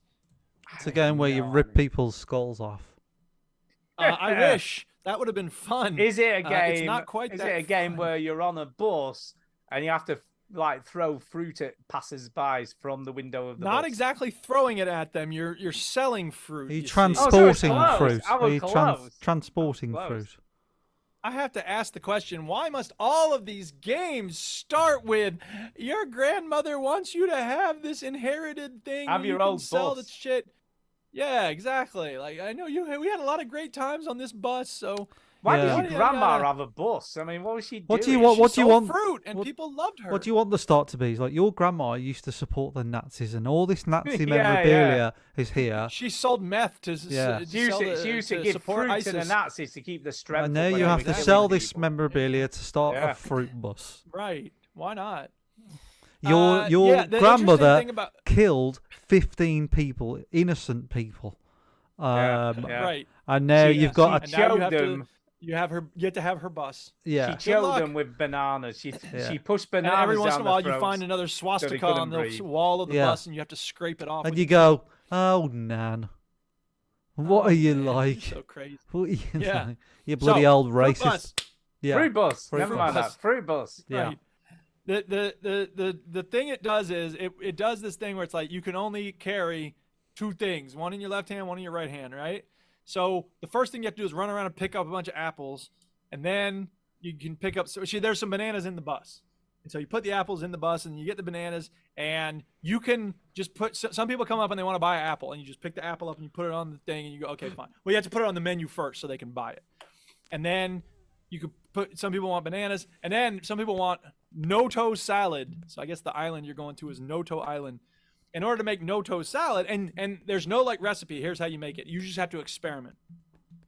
So, and you know, it does the thing of like you put the knife back on the magnetic rack and all this stuff, and you pick the bowl up, and you can throw bowls around. And I dropped the bowl at one point, and it was like on the ground. I'm like, oh shit. And then the guy's like, where's my salad? And I'm like, I picked it up off the ground. Here you go. And he's like, oh, this is delicious. Thank you. So, this person's not good at this. What is he doing? He's just putting it in the bowl where you put the money. Anyway, eventually people are like, I want some of your grandmother's salad. And I'm like, okay, how do I make that? And there's no way to know how to make it. You just have to go find more ingredients. You have to go And- where your grandmother was buried and dig her up And dig her corpse up and, and put turn her into a eyeballs in it. zombie. Yeah. And she'll go, So- more apples, like that. That's Right. the end of the game. So I was spending a long time trying to figure out how to make grandma's salad because they're like, where's my grandma's salad? And I'm like, I don't know how to make grandma's salad. So I went to find a video, and I'm like, okay, how do I make grandma's salad? And in the video that I found, there's dialogue that's like, you know how to make grandma's salad? You need this and that. You need apples and bananas and lemons. And I'm like, I wasn't told that I needed lemons. Nobody told me about lemons. What the fuck? How am I supposed to know about lemons? So I was like, you know what? I just want to say, this game. I'm done. Wait a minute, right? Can I just say? Can I say these games that you're playing? These are meant to be cozy, relaxing games. Yeah, you don't sound very relaxed when you're talking about it. Well, it's not this is not a relaxing game. Go find lemons by psychic ability to know that you need lemons. Like, does that sound relaxing to you? Pud King says it looks like a VR game. It does look like a VR game. It does look like a VR game. Maybe it started out as a VR game. Maybe. But you know what it looks like? Your day job, Stu. It does, yeah. Well, except I'm better than that. You know what I mean? Yeah. And I'd hope so. I hope you don't chop up an apple and go, right, there you go. I did notice he didn't even use the character doesn't even use a chopping board. No, it's filthy. Straight on filthy There's on all that sorts of boat. problems with this. Yeah. Come on. Oh, where's What the are they chopping like? board, man? What is wrong with people? Where's your sense of vigor? Vigor. Yeah.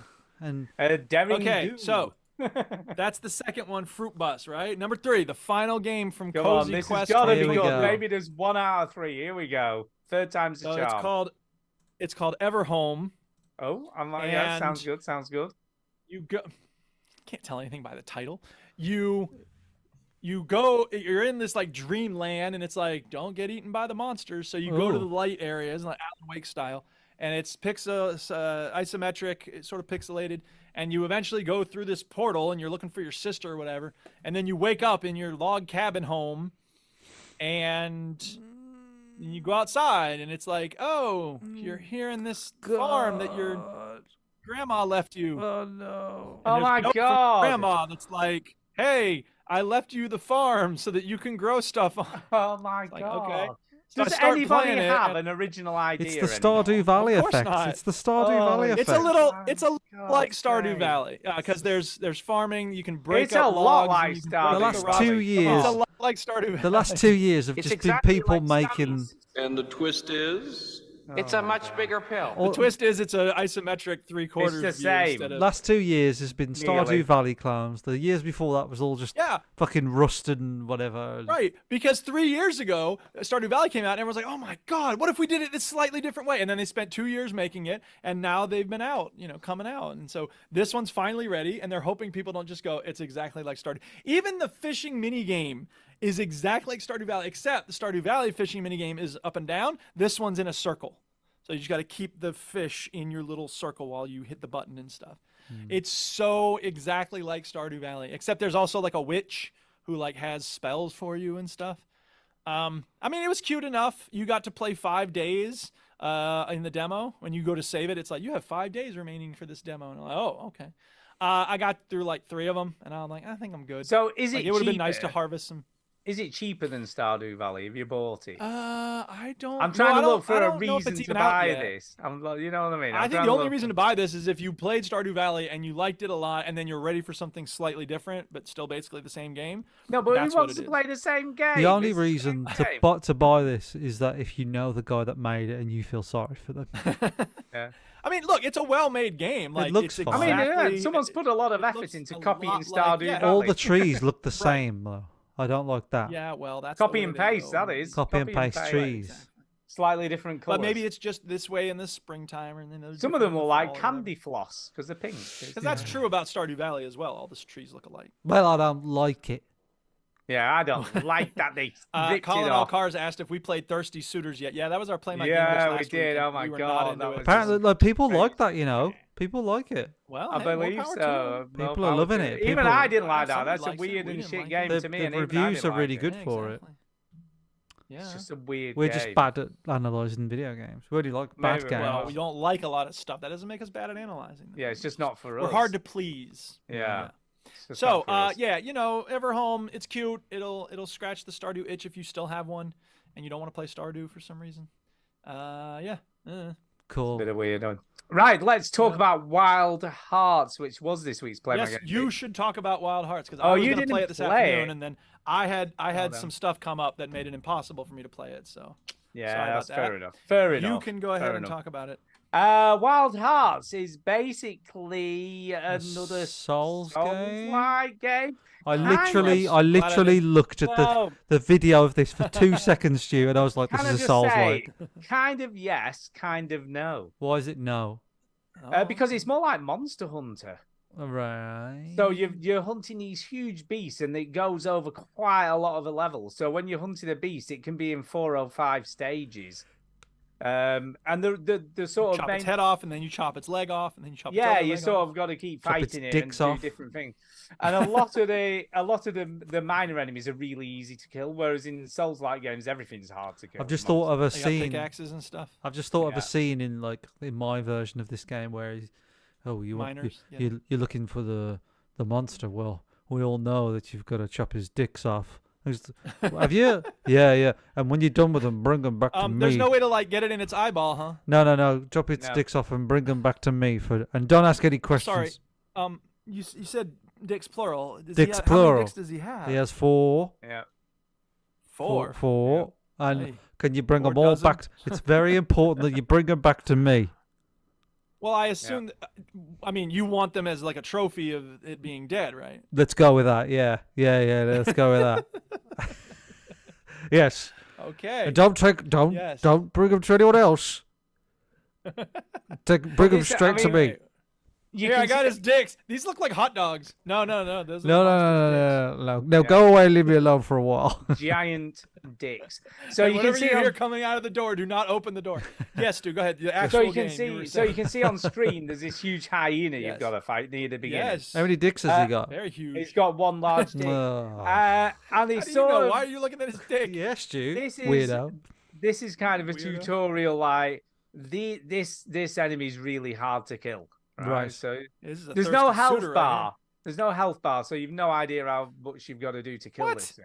Right, no health bar. So well, how many times can you get hit then if you don't have a health bar? Well, you have a health bar. Oh, I see. But you don't know how. Okay, but until you chop one of its dicks off, you don't know how. Mr. 4 dicks over it doesn't have a health bar. Yeah. Well, anyway, you obviously can't beat this thing because it's way too hard. I hate that. And that's in games. also in the Souls games. Where it's play this thing. I hate that. When you fight an enemy and you're like, you can't win. I hate that. Yes. Well, this was quite cool though about this compared to a Souls game. It doesn't actually kill you, so you just beats the shit out of you, and you sort of stagger to your feet, and you go, It's literally what we're seeing right now on screen, isn't it? So. And it's like, why is it run away? This is the other cool thing. Why is it run away? And then this fucking giant creature comes out of the landscape. Okay. This huge, massive thing, right? Oh yeah, I'm seeing it now. I'm seeing it now. That's like, that's why it ran away. It wasn't. It weren't running from you. It's running from this gigantic fucking God knows what. Is the go on, Stu. It does a very good sort of God of War scale thing. Yeah. You know what I mean? Because God of War is all about these huge, massive things that you fight, and this is sort of emulating that. I like it. Is there a section where it goes, you think he had lots of dicks? What do you see? There is. Wait till you see Mr. 20 Dicks. Well, normally games have a multiplayer section. This has a multi-dick section. Yeah. Multi-dick section. Yeah. There's a multi-dick section. Yeah. But yeah, it does. But the other thing it does it is Souls-like in the difficulty of combat, but it gives you loads of health to fight with. Okay. So you get these like it's almost like liquid elixir or whatever that you can carry. And you can refill your health bar probably about 7 times during a battle. So it makes the combat difficult, but also makes it easy to win in a way. Is there a system where you have to collect things and then you lose them when you die unless you take them to a camp? No, so there's none of that stuff. None of that stuff. There's just leveling up. So you just sort of level stuff. That so far, anyway, is all I've seemed to have come across. Yeah. So is it as hard as a Souls game? It sounds like the health combat system is, but the health. Yeah, the combat is, but the health system system sort of counteracts that. It's a very pretty game. It's beautiful. I mean, the hyena, when you saw the fur on it just waving around in the wind. Yeah, and the dicks as well. I was too busy looking at his dicks. The multiple dicks looked like they so had well real done. good weight and physics to the dicks. Wow. So I think they should have just called the game Wild Dicks, to be honest, with you, rather than Wild Hearts. It's a game with more dicks. That's what this is. Yeah. Imagine the sequel. I know, yeah. Wild Dicks Part 2. So if you want a game with lots of dicks, Wild Hearts is the game for you. There you go. Attention, listeners. There are not actually a whole bunch of dicks in this game. We do not want to be sued for false advertising. That should be the tagline on the box. Want more dicks? Play Wild Dicks. Right. Okay, so thumbs up, Wild Hearts. Are you going to play this some more, Stu? I'm probably not, right.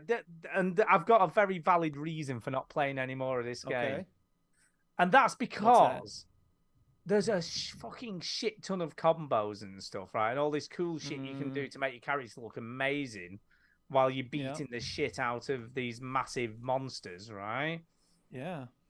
Yeah, and I'm shit at all of that stuff. So what's the point? That's the way I look at it. I think there's people out there who will string all this stuff together and look like a fucking complete badass. And I just look like a clumsy oaf who has no clue what they're doing. So I feel like I'm just not stylish enough to play the game. I feel like I have to be really stylish to play it. You want to know some facts about this game? I just looked it up. So this is made by Omega Force. Do you know Omega Force? They are very, very well known for Dynasty Wars. Do we know about Dynasty Wars? Well, that doesn't shock me at all. Those are good games. Yeah, but those are interesting because those games are like 700 people, each with their own dick running at you, and now it's just one big monster that's got just one giant dick. With 700 dick. So the Dynasty War franchise is such a big pillar franchise for them. So they wanted to make another franchise that would be like a big pillar. And this is, you correct, Stu, a game where you hunt monsters, heavily influenced by another monster hunting type of game. Yeah, it totally feels. I mean, I haven't played a Monster Hunter game, but I imagine that's what this pretty is much like. it, isn't it? And they wanted to make a big thing about nature and a fusion of nature and animals. And then they also said that they wanted the enemies to be very threatening and challenging, so that players wouldn't feel guilty about killing them. So that if they make a game about animals, I think that the fear was, well, people like animals, so how do we make them want to kill I didn't them? even mention the chopping down trees, did I? I didn't mention that. Oh, there's trees. So you've got this kind of cool power where you can chop down trees and then make, it's like this essence thing that you get from the tree. And then you can use that to make like stuff. So you can make like blocks to climb on. But what's quite cool, if you make a block, you can climb on it to get up the cliffs like you've seen in the video here. But you can also stand on top of it and do like an aerial attack from the top. So you can jump up and like slam down on an enemy. Bit of Fortnite, isn't it? That's a bit of Fortnite. Yeah. So there's a bit of crafting stuff going on, as well as the main stuff. So it is kind of cool. I am kind of impressed with it, but are you going to carry on playing it? No, like I said, I'm just not a stylish enough player to carry on doing this.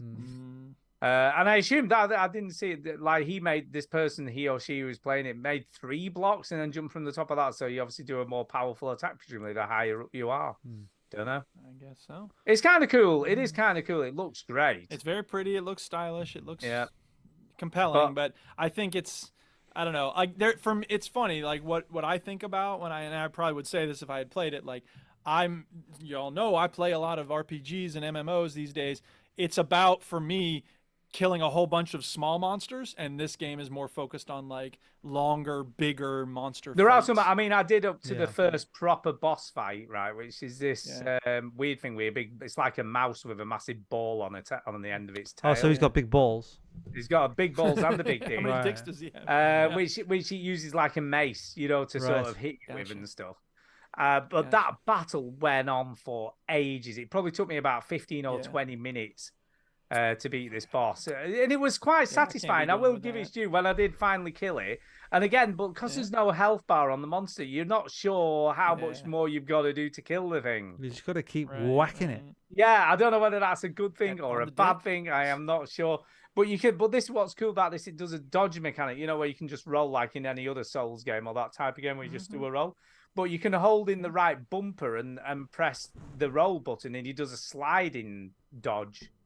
as well. So there's a lot of depth to the combat and the way you can carry it out and the sort of defensive stuff. Which is very awesome, but it's also exhausting, like you said. It's just like, and it's just not for me. I'm just shit at it. You know what I mean? It's stringing remembering to do all those combos and string everything together. So as cool as it is, it's just not for me. I'd say from a game, I'd give it a thumbs up, but for me personally, it's just not for me. It's just not. You don't have that option, man. It's either thumbs up or thumbs down. Our listeners want a definitive opinion. It's a thumbs up for the people who like these types of games and are really good at them. We'll allow that. Yeah. Okay. You know what I mean? But it's just not for me. I'm just not. A thumbs up doesn't mean you have to have sex with the games, Stu. No, I'm just too old. But you really want to, be given all the dicks on offer. Yeah. Yeah. I'm just too old for this game. My reflexes are far too slow. When are they going to make games for old people? That's exactly because that's got to happen soon. Everhome would be great for old people. I know, but I'm talking about like here's a shooter, but like right, you only have to get one shot out of 20. But like everybody's also old in the game, and it's just like old people shooting. Well, no, it's just a grenade launcher. All you're doing is riding on the back of a truck, firing grenades at people as you pass by them. They're like all the NPCs are like, oh yeah, don't just let him win, go on. All the NPCs are just glued to the floor and can't run away, so that they're very old, feeble, or just like very young children. Or they've got like mittens on their hands and they can't use the guns properly. Yeah, there you go. They're just oh no. Yeah. Right. Pudking1 says, did you enjoy He said, did you enjoy whacking off those monsters or not? I mean, sorry, whacking those. He didn't say No, he said whacking those monsters. You read what you want to read, Stu. Sorry, I missed a Freudian slip there. I did enjoy whacking the monsters, but they could have been whacking off with all those giant dicks in the game. Just saying. Penises. Again, no dicks in this game. We don't want to defame this developer. Is the plural of penis peni? I feel like it is. No, it's just penises. Is it penises? Because I was in a situation where there was loads around me, and I just wondered. You've obviously played this game then. No, I was just in a room with loads of different around me. I won't say why. I just was, and I was just wondering why. Do you know that is just the weirdest I love statement. this. I go looking for a dictionary definition of penis. The Google thing says penis definition biology. That's the suggestion for the Google search. What other kind of definition would you want? Yeah, well, wow. Penis definition chemistry. Like, how does a chemist define a penis? Yeah. So it's just okay, penises. that's good to know. I'll use that next time. Plural. Yeah, penises. Okay. Yeah, penis. It also says P-E-N-E-S. I had never seen that before. Have you seen that? I learned something. The more you know. Yeah. That sounds like a miniature. Look at all those penis, peenies. It sounds like I've got willies on my knees. That. It does peenies. Yeah, you got peenies. Wait. Are you saying you don't? Because I mean, I don't either. No. Or a penis with a penis with a knee joint.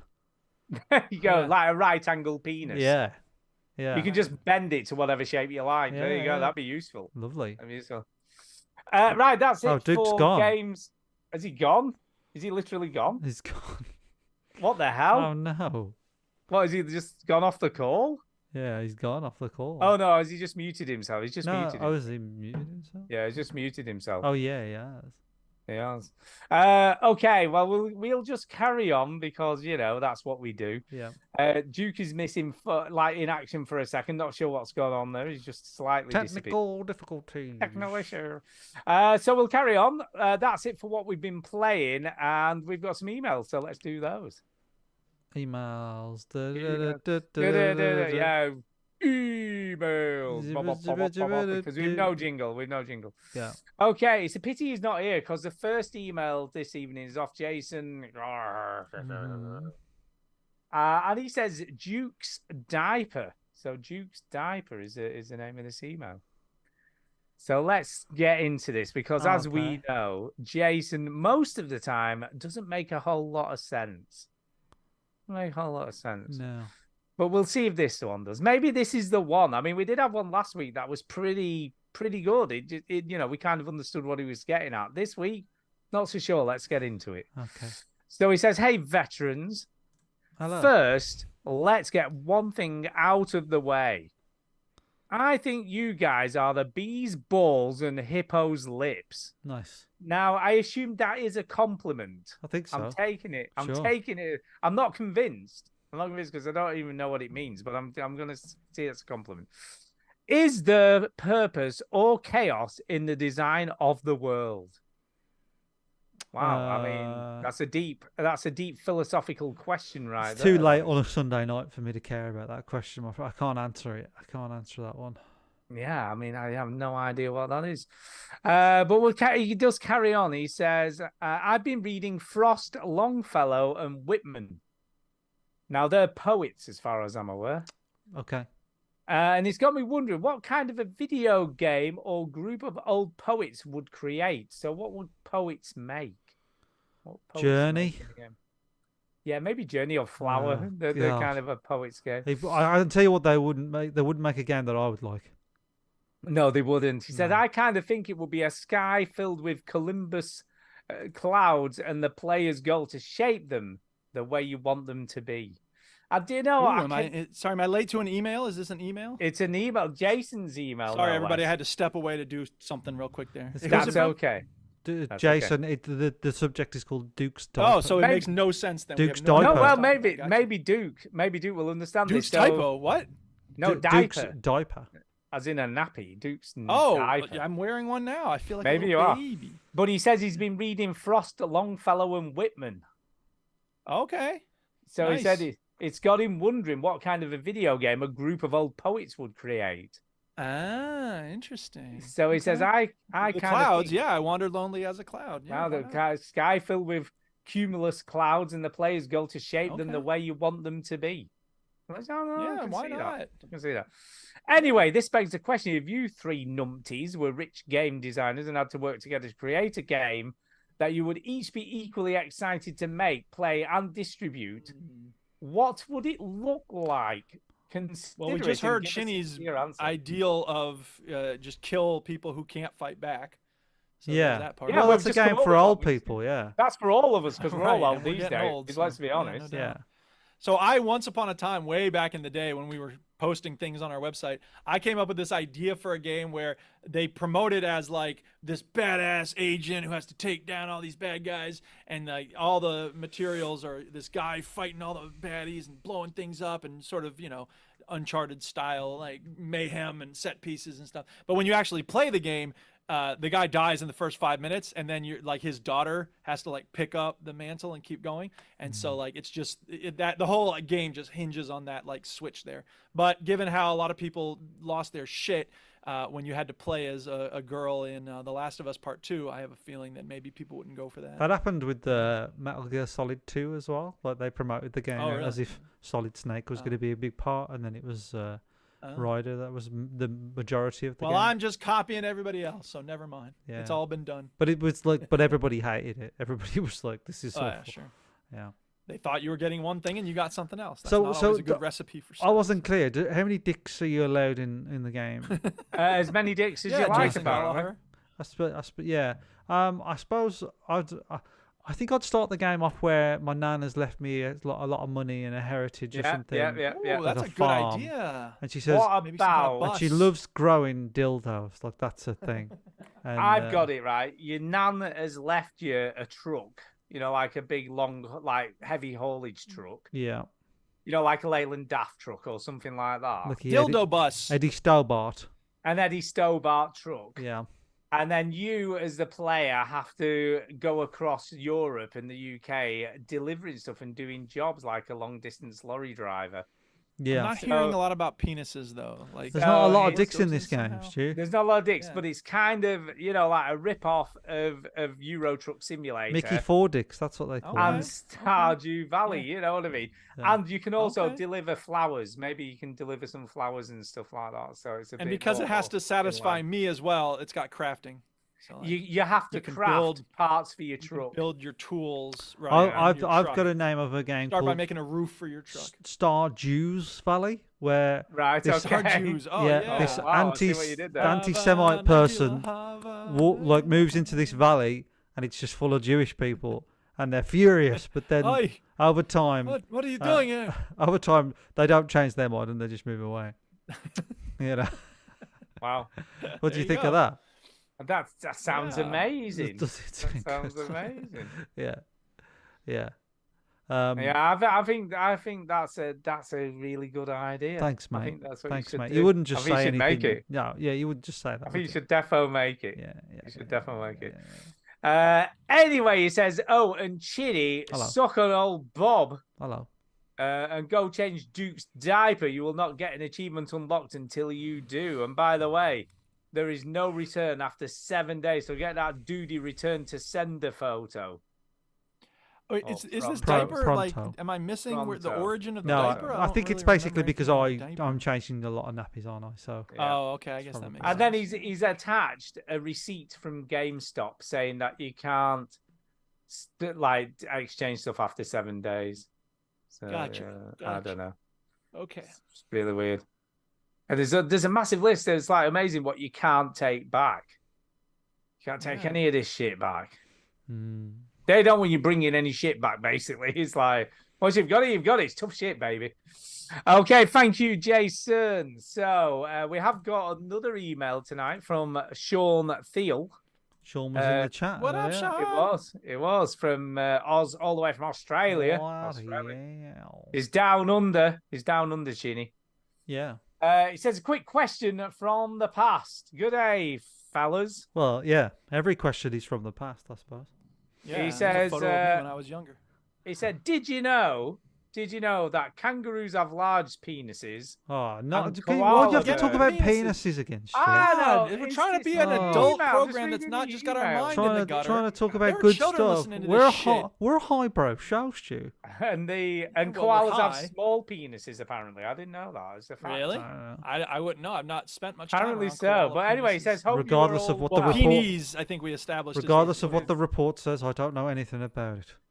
Kangaroos have two penises, one in the pouch and one on the outside. I don't No, know. they don't. They do. That's It's not true. It is That's true. not true. Bullshit.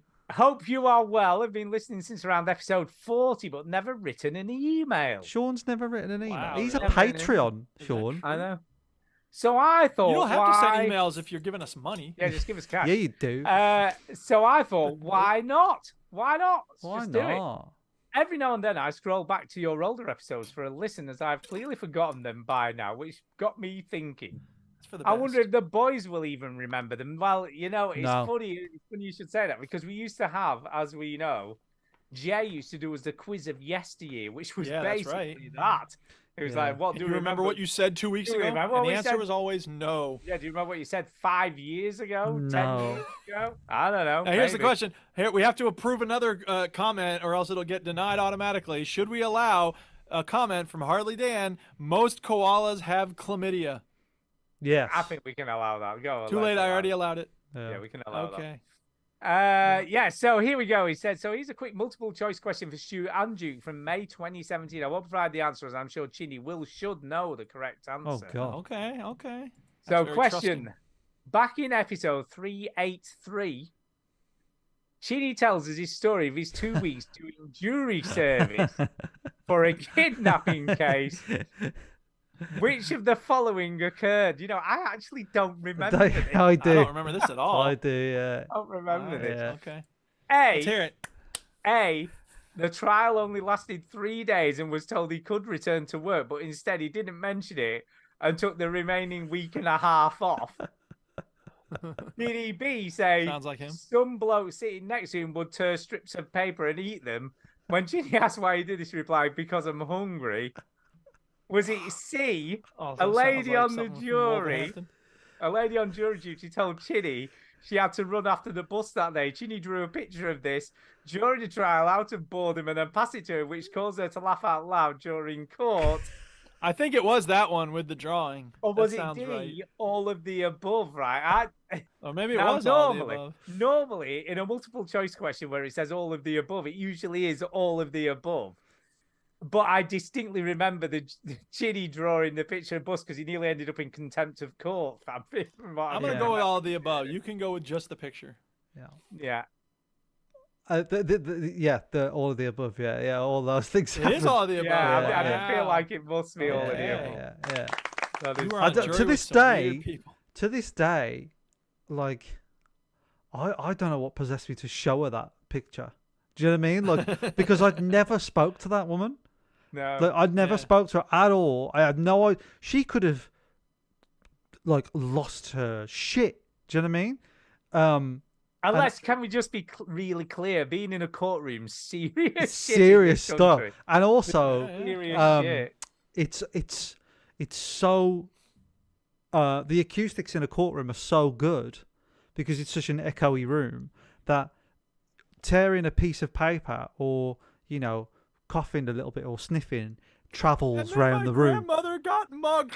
Yeah, like it's really loud. Everything's really loud. Blood. So like, it's a big room, but like I remember just thinking, oh my god, they can hear. And when she started laughing, I immediately went, this is bad. That was probably not a good idea. This is a really bad. Like I thought, I don't know, what did I expect her to do?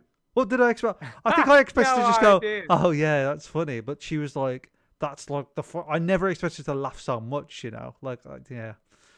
Funny and you're stuff. on a jury in a court. Well, let's be honest. There's some fucking weird bloke eating paper. I mean, I don't know is what he that was really about. fit for jury I don't know service? what that was about. Yeah, What this is was like going on? I was 22 at the time or whatever when I did it. It was a long time This bloke ago. was probably double my age. He was in his 40s, like eating paper. I was like, what? He was like, I'm bored, hungry, whatever. I was like, fucking hell, man. So get a Twix. Yeah, just eat some for your spell. Sean's in the chat laughing, by the way, now. Yeah. So that's a brilliant question. Thank you for that, Sean. Keep going. Keep doing that. Sean. Now and again, I do listen to an old show. Now and again. And I was talking to Tara about this. Like, I listen to old shows very rarely, but I do. And sometimes I'll I'll make myself laugh.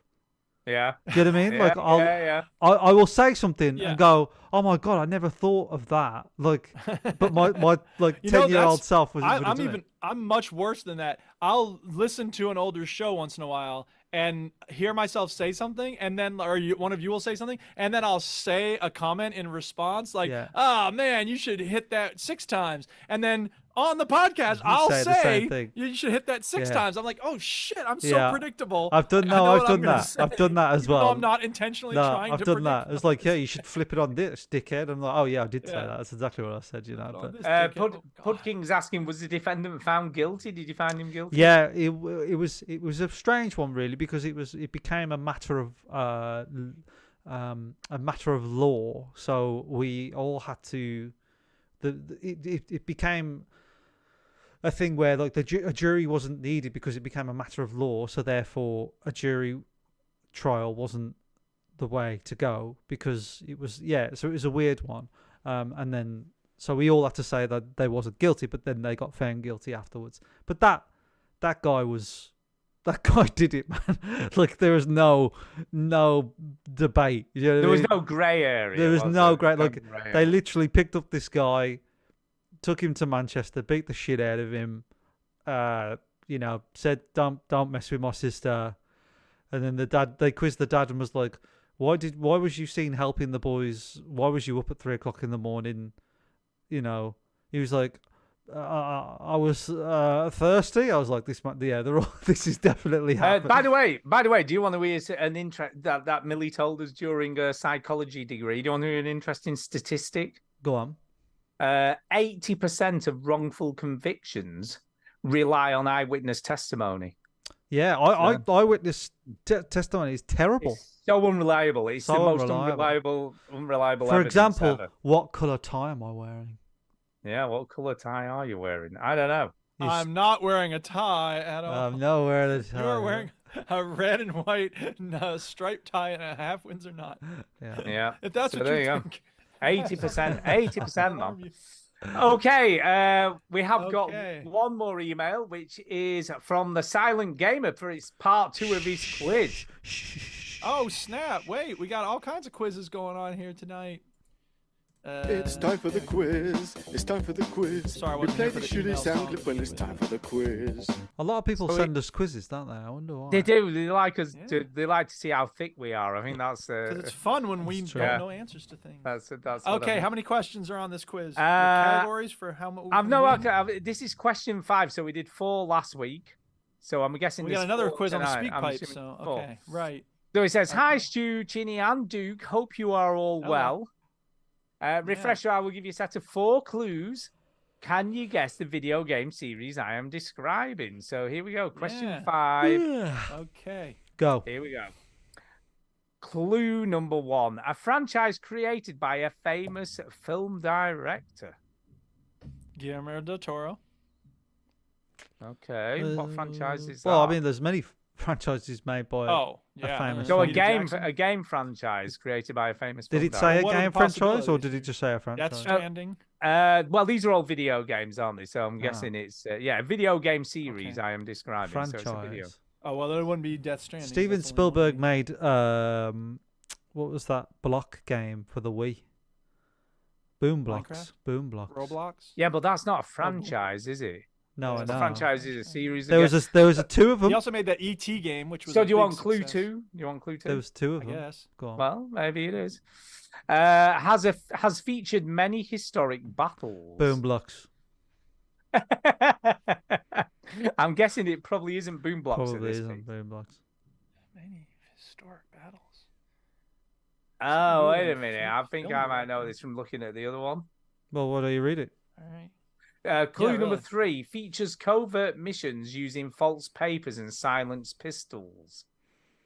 Quantum of Solace.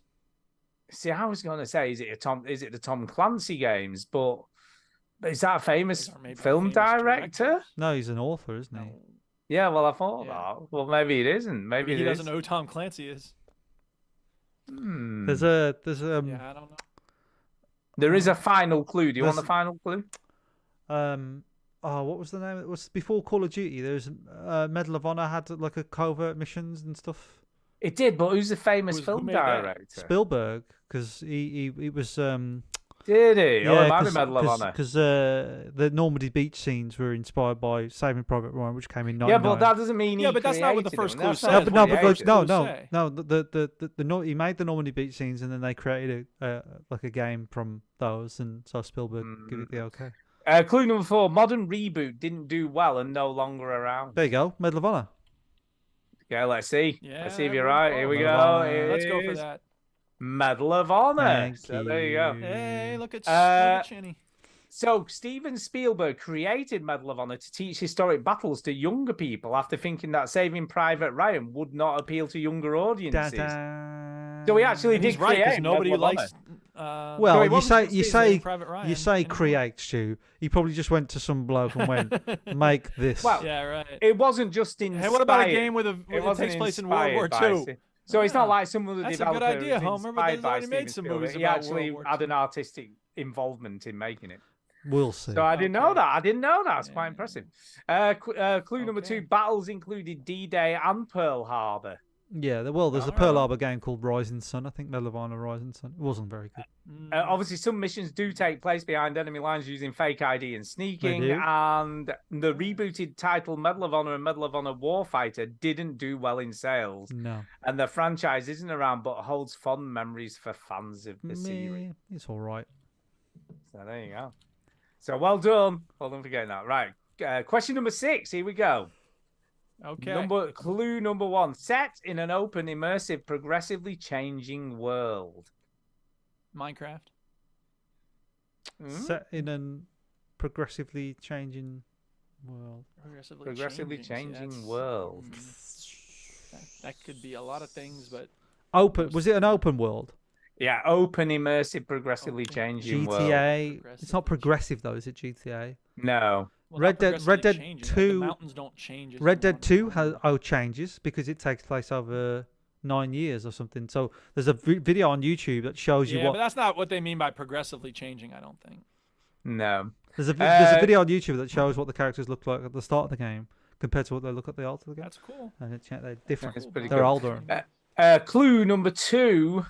That'd be weird if they were Story revolves around a group of misfit delinquents. Well, that sounds like Red Dead 2. It does sound like Red Dead 2. Do you think?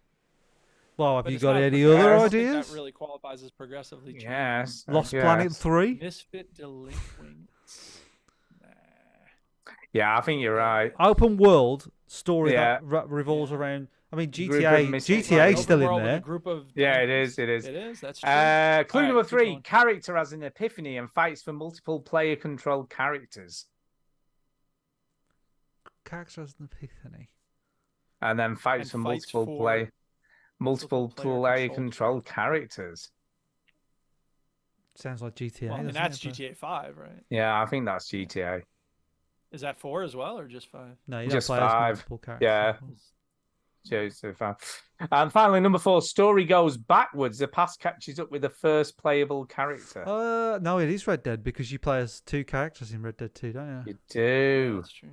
You do. And the story goes backwards because the Red Dead 1 is set in 1911. Well, okay, I guess and Red so. Dead That 2 would is make set sense. in 1890, Okay. whatever. Yeah, we're going with Red Dead. Red Dead. So this is Red Dead 2, we're saying, not Red Dead Redemption. Well, he's asking about the franchise, right? Because these are all franchises. Yeah, true. So it would be Red Dead, the franchise. And it is Red Dead Redemption. So here's the explanation for the clue. Okay, Set I in was the wrong. wild, He did mean that in terms of the procedural generation. set in the Wild West in the decline of outlaws as the West starts to become more civilized, open world, lots to explore and interact with.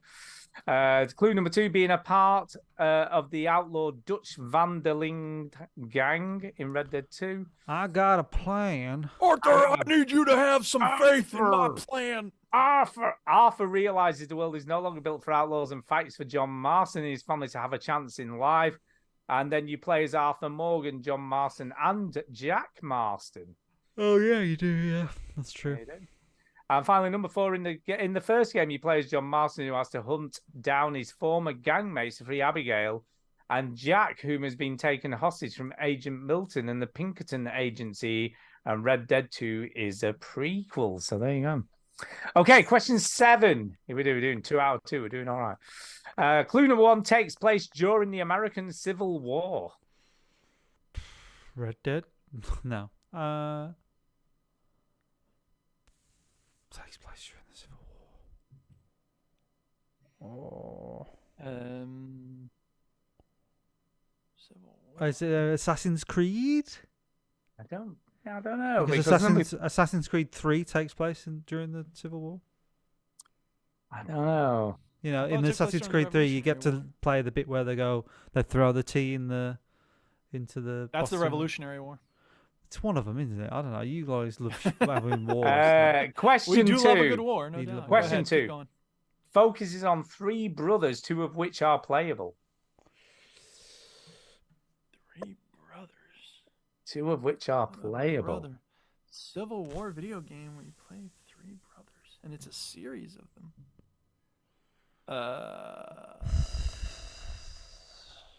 Okay, I'll give you another clue. Band of Brothers? No, it's I'm drawing not. a No, blank. it's Civil War, isn't it? Band of Brothers is just. Yeah, that wasn't. I'll give you another clue. One of the ahead, main give another clue. characters becomes a reverend and quotes from the Bible often. There will be blood. No, I know what it is. Do you want to? Come on. I Ginny, love these games. There's 3 of them. There's. It's not Mafia. It's what they called the is it Bound in Blood or no the cartel what's it called? Cartel. I know the Darkness. Call of Juarez? Call of Juarez. Yes. Call of Juarez. The cartel is the 3rd one. Bound in Blood is the 2nd one, and then Call of Juarez 1 is the 1st one. It says the final clue. Chinny. Reverend chases after nephew and ends up back in Mexico. I don't remember that, but yeah. Okay. This is where if you ever want to quit catering to Chinny, give us some questions. If you ever I said Call of Juarez. Can I just say? Fine, quit catering to Stu and Chinny. If you ever want a good video that was like viral before viral videos went viral, if you type in Ladder Goat, that came from Call of Juarez. Ladder Goat is We're not just gonna go. You see, the last one of these I played was Call of Juarez Gunslinger. Do you remember that? I don't remember. Gunslinger. It was pretty good. These knives, man. These knives, man. So the ladder goat is basically a goat who gets stuck like in this area. Man. Yeah. Oh, these knives, man. Hold on, wait. And then a goat walks up a ladder. No, I'm not playing the ladder. Oh, yeah. And this guy who's playing it loses his mind. Absolutely. Oh wait, yeah, you're right. It does show the most popular part of the video. Yeah, and he laughs like that. Anyway. And there's a bit in the video. The most basic glitch ever. There's a bit because the goat walks up a ladder, which obviously it's not supposed to do. And there's a bit in the video where he laughs so much, then he calms down, and then he turns around, looks for the goat, and then bursts out laughing again. It's very wholesome. I think this is it. This is the second most popular part of the video. There it is. And he loses it. Welcome to Veteran Gamers, where we play meme videos from 14 years ago. So in the 10 second million views, that one. In the second Call of Juarez game, in that area where the goat climbed up a ladder, you can find, or maybe the third Juarez game, because that's set in modern day. You can find a DVD of a movie, and the movie's called Ladder Goat. So that's the interesting thing there. That's brilliant. Anyway, he does say, Call of Juarez, I love the first 2 games in the series and had to include it on the list. The clue 1, you start off in the trenches fighting for the Confederate States Army during the war. I forgot about that. Yeah, you do. In the second Call of Juarez game, Bound in Blood, which is a prequel, the story focuses on Ray McCall, Thomas McCall, and William McCall. You can play either as Ray or Thomas. In the events of the first game, you play as Reverend Ray, and he carries a Bible which can be quoted anytime. Brother William was a preacher during Bound in Blood. And finally, clue number 4, Ray chases Billy Candle, who thinks he's killed his brother, but it turns out it was revenged by Juan Juarez Mendoza. There you go. Final set of clues for tonight. Number 1, gameplay focuses on light and darkness. Alan Wake. Could be Alan Wake, couldn't it? Or in what's the Insidious? No, what's it called? The PlayStation exclusive. You got electricity coming off of you. Infamous. Second Son. Infamous. Thank you. Yeah. Infamous. That deals with light and darkness. Anyway, go on. It could be that. I think it could be that. Because the second clue is clues and let's all decide. The second character is a lone character with high-tech support. Yeah, he's kind of got high-tech support. And then the third has he got high-tech support? Not really. But I mean, the third he's jacking into power lines. He does. Yeah, the third is That's character more like is just supernatural bollocks, isn't it? Character is acrobatic and physically adept. Well, that's true. Well, that fits. That's true. And the fourth clue was is the one you said, Shinny? I didn't say anything. Did I? Alan Wake. No, it's definitely not Alan Wake. Okay, yeah, no, that's not Alan Wake. And then finally, number 4 is encourages the use of stealth over brute force. Well, I don't think that's also be totally true. But what about no, this is Walking Dogs or Waking Dogs, Sleeping Dogs. What is it? Sleeping Dogs, is it? No, Watch Dogs. You're talking about Watch Dogs. Watch Dogs. That's Watch Dogs. That's totally Watch Dogs. Yeah, I think is he acrobatic and physically adept? High tech. The second one is. Yeah, I mean pretty much. Yeah. Yeah, and I think the third. Well, one let's even see. more so. Let's see. Yeah. And it is none of those. What? Oh shit! Well, Watch Dogs fits that. It is. Are you ready? It is. No, I mean it's pretty good actually. When you hear that, you'll go, yeah, it totally is that. Which is Splinter Cell. Splinter Cell. But it also, I mean, that's the thing is it works for both. Kind of, but when you think about it, Sam Fisher must stay in the dark shadows to remain invisible as a light meter in the HUD to reflect how visible the player is to enemies. So that's not in Watch Dogs, is it? He doesn't stay in the dark, does he, in Watch Dogs? No, he doesn't. Sam Fisher is a lone operator and has many gadgets at his aid. Has the ability to mantle onto and climb along ledges, hang from pipes, and perform split jumps in narrow spaces to mantle up a steep wall. And it is totally a stealth game. In the early games, you can lose points if you go around killing everyone. The game wants you to sneak about. Hope you enjoyed that. All the best. Cheers. We did 3 out of 4, though. I think we're doing pretty well. That's not bad. Duke's gone again, by the way. That's okay. We can't carry on because it's speak pipe time and he's disappeared. Oh, no. So there's no one else. It's okay. I'm here. I just gotta. Pipes. I'll play it and then I'll step away. All right, speak pipes. Let's start with the one from Jacinta because there's 2 from Saint Diesel. Yeah. Oh, okay. Is that all right? Okay. Yeah. All right. Here we go. Okay. Jacinta. Here we go. Hi. I just wanted to clarify something. When I say I teach units on representation, what I mean is that in the Australian curriculum, 1/4 of what students are expected to do between the years of year 11 and 12, which is 16 to 18, is a 6-month unit of English called representation through text. That's literally the course description made by the government. So it's not just me that thinks it's important. The Australian government does too. So suck on that, boo. I think every speak pipe needs to end with "suck on that." There you go. I don't think we've ever said. Can I just clarify? I don't think none of us, can I say, has ever said that representation isn't important. So can we just clarify? No, I don't think any of us have ever said and that. I don't think she's saying that we're saying that. I think she was just clarifying something on her end about what she teaches. So yeah, so we don't disagree with you. I think that's a really good thing, and that should be in all schools. Yes. And as we know, we're representing white people because there's not enough.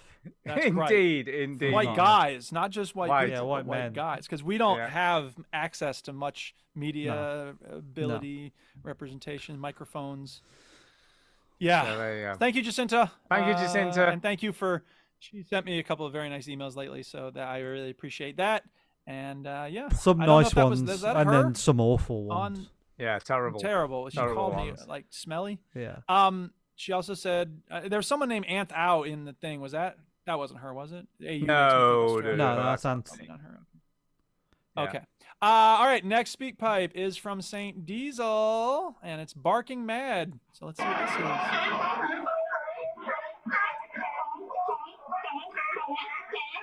Hey, veteran gamers, it's Saint Diesel back again. I said last week I'd come up with a quiz to do with lesbian representation in video games, and I'm about halfway through that with the clues at the moment. So hopefully in 2 weekends' time, I'll send you that quiz. It's hopefully going to be interesting, but it's been a bit of an eye-opener. Researching online, you've got to be careful what you type in there. But this week I wanted to talk mainly about podcasts themselves. Just a few days ago, I heard the 200th episode of the Seal podcast with Fraser, Neil, and Dave, and it's one I've listened to since the start, and it's still as enjoyable as ever. I think probably 3 is the right number for a talk podcast. But I was just wondering how your own podcasts listening habits have changed over the years. I think I originally heard podcasts which were on the discs attached to the front of video games magazines. I never used to listen to them online or live as it is. But over the years, I've got better internet access, and I listen to them quite often live now, but quite often download them. Obviously, listen to the veteran gamers normally every Sunday evening. But I just wondered what your early days of listening to the podcasts were like, and how your habits have changed over the years, and do you even still listen to podcasts on a regular basis? So I'll just leave it at that. So happy 200 to the Seal podcast, and that is it. Well, did he mean to send it to the Seals or? No. No, he's just asking us whether we listen 200 to Seals podcast. We don't want to hear about the Seals. We want to talk about us. He was asking like, how do your podcasts change habits? Yeah. Okay, who wants to go first? Should I start? I'll go first because I'm quick. Go ahead, Stu. I don't actually listen to podcasts anymore. I can't. No, you don't, do you? Okay. No, the last podcast I listened to was Bald Move for House of the Dragon. So when the House of the Dragon series came out, I listened to Bald Move on that. But I listen to books. I just listen to audio books all the time nowadays. Yeah. There you go. I can't keep focused on audiobooks. I keep trying to think of which ones I might want to read, but every time I get in the car, I have a different feeling of what I want to listen to. It's crazy. I have this thing on my Spotify called Mega Mix. It's got 500 songs in it, right? It's every song in that mix is something I like. When I'm in the car with the Duchess, she's like, would you pick a goddamn song? Because I'm always just next. She's like, what are you looking for? I'm like, the vibe. I want the song that's the vibe. And she's like, what is that? I'm like, I'll know it when I hear it. I'll know it when I'm I very hear picky it. about that. As for podcasts, no, go ahead. Jacinta sent a second. That was the second speak pipe she sent. Oh, whoops. She just sent me an email. That was the second one. I'm like, what? I didn't realize you must have it only was sent me the two. one. Okay, we're on it. We're going to get to it, Jacinta. Thank you for your patience. She must be listening. Holy crap. I don't know. Carry on Stu, anyway. question mark? Well, okay. So I'll talk about. We're working on it. I'll talk about my Go ahead, podcast. Listen, I used to drive a van for a living. Okay. And I remember one day going. You think you're better than us because you drove a van? Yeah, it was pretty fun, to be fair. And how many dicks were in this van? Loads. Sorry, go ahead. At one point, loads. And I remember the straw that broke the camel's back was I listened to Radio 1 so often that I knew what song was coming on next. Do you know what I mean? I was like, I bet this song's coming on next, and I knew, and I was like, this is enough. So I started listening to audiobooks, and then I remember Radio 1 was pushing podcasts a little bit, going, oh, you can listen to the best of, and I could remember Chris Moyle, Stu. I do. And I never listened to Chris Moyles because it was too early. My job used to start like 10:30, 11, so I never used to listen to it. So I was like, oh, I'll listen to Chris Moyles' podcast so I can listen to the show, you know, and catch up on it. And then I just typed in Xbox in the podcast thing, or gaming or something, and then like Major Nelson was the first one that I listened to, and then there's a couple others, and then 360 Plex where I met you, Stu. That's a long time ago. And then so those popped up, and I was hooked. Do you know what I mean? I was just addicted to listening to these basically radio shows where people just talked about video games in a way that I wasn't used to. You know, that I thought I was a nerd, and I was like, oh my god, these people are way nerdier than me. And then I realised that actually I didn't even know what World of Warcraft was, and then I downloaded a World of Warcraft podcast thinking, oh, it's about video games, how bad can it be? And I listened to it going, fuck this is awful. So, but I started to learn a lot very more. Bad, it turns out. I started to learn a lot more about the gaming world and about podcasts. But now, when that job ended and I went to uni, I noticed I never used to do this, but I used to listen to podcasts in bed because I was like, oh, I don't have a job where I drive anymore. So I started listening to them in bed. But now I listen to podcasts. I still listen to podcasts in bed. But yeah, I mainly listen to them when I'm driving. But more recently, I listen to podcasts when I'm doing chores around the house, because there's a lot more chores to do around the house now than there used to be. Because there's a lot more laundry and clothes to wash that's covered in shit. And that's just my clothes. What the fuck? What? Sorry. Go ahead. What? Jacinta just said she has until Christmas to just finish marking and prep for next year. God damn. Jesus Christ, I wonder what the hell had happened. 3 days off then. for Thanksgiving, and then I gotta get right back to it. We have 1 week off during Christmas. God, I thought something The whole really time bad we had gotta happened. teach. What's going on? Yeah, something really bad has happened. She's got extra time off that I don't have, and that's not fair. Okay. Sorry. Okay. Can I just clarify, by the way? These guys on an emotional roller coaster. I have This sent is the nuts. second Sorry, y'all. the second speak pipe. But Yeah, I got it. I'm ready to go. But here's the weird thing, right? Oh, So here's why we didn't play it in order. And nobody No, cares, because as long as we- because the second speak pipe arrived 8 minutes before the first speak pipe. So that one came first at 11:03. Okay, well, that's very and weird. then the second one came at 11:11. So who the Yes. hell knows Well, why that's the bizarre. but Who they are knows? number 640 and 641, so they are in the Email's wrong crazy. order. Who knows? I guess in the future we'll have to look at the numbers that they send. I will Anyway, do. I'll it's check. okay. I'll check. I'm Podcasts. apologies for that. No, it's okay. My favorite thing to do is like subscribe to podcasts and then forget about them and then go back to them and be like, I don't want to listen to that anymore.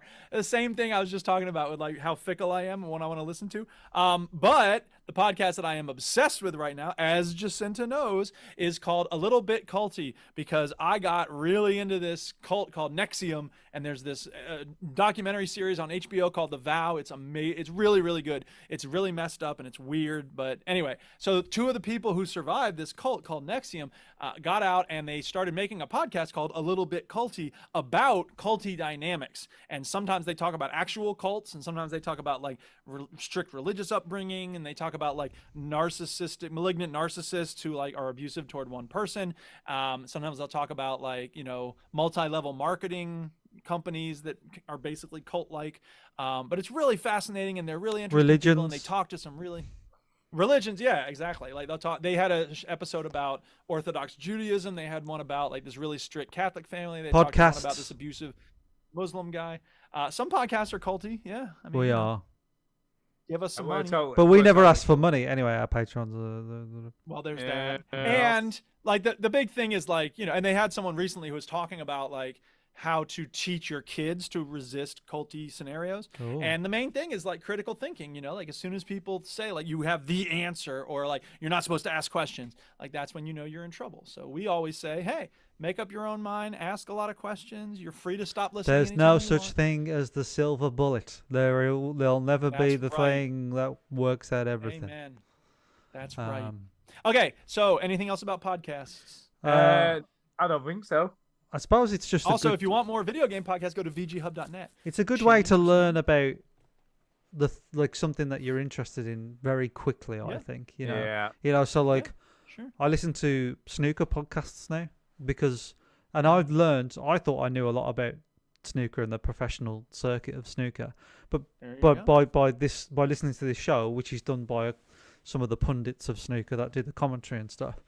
I was like, I never knew all this stuff went into it, you know. And then I listened to like a poker podcast, and I was like, oh my god, I didn't know like there was this many tournaments and I didn't know what that multi-table tournament players were very different to cash players, and they kind of look at each other going your shit and then your shit or whatever. So yeah, there's loads of just different things you learn about. So if there's a subject that you think, I'm really fascinated with this, there's probably a podcast out there, and you'll probably learn a lot. But if you listen to this show, you won't learn a fucking thing. Yeah, you'll learn nothing. Nothing. You'll learn nothing. Nothing. You'll learn about make-believe penises on video games. Yeah, but what are you talking about? It's true. That Johnny game was Fourcock's over okay. there. Full of them.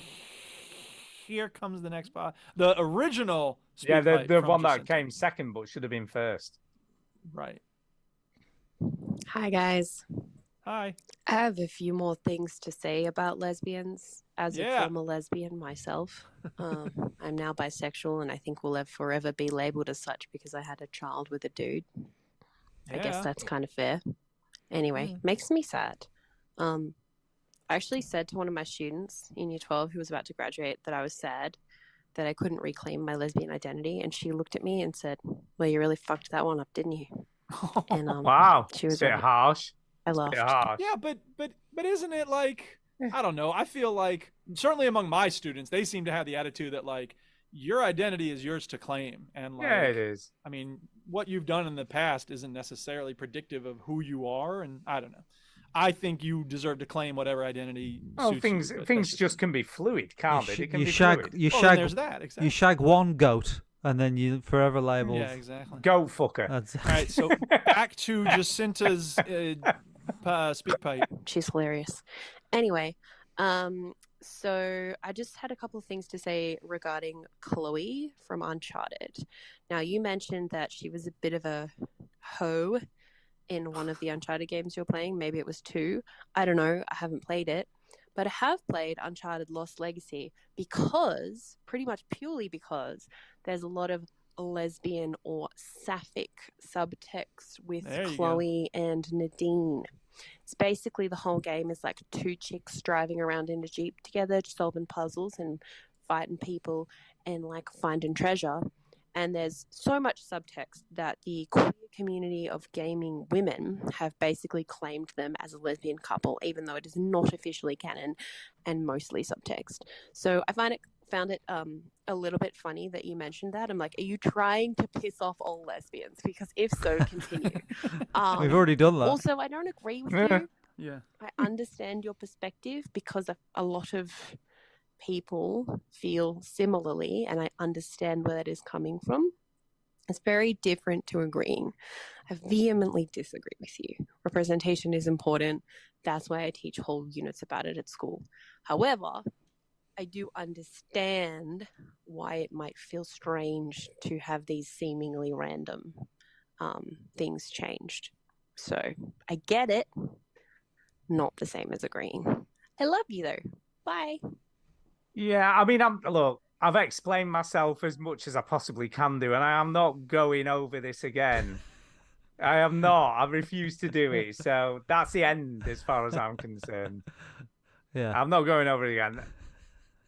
That's what opinions are about. You have your opinion. People can agree or disagree. Who cares? I think we should talk about it every episode, Leo. Yeah. So, yeah. It's fine. And by the way, I was being sarcastic when I was doing this. Jacinta totally agrees with me. If you didn't get a hint of sarcasm, I'm quite shocked, to be honest. No, I suppose with Chloe's character, though, she's using her sexuality to manipulate.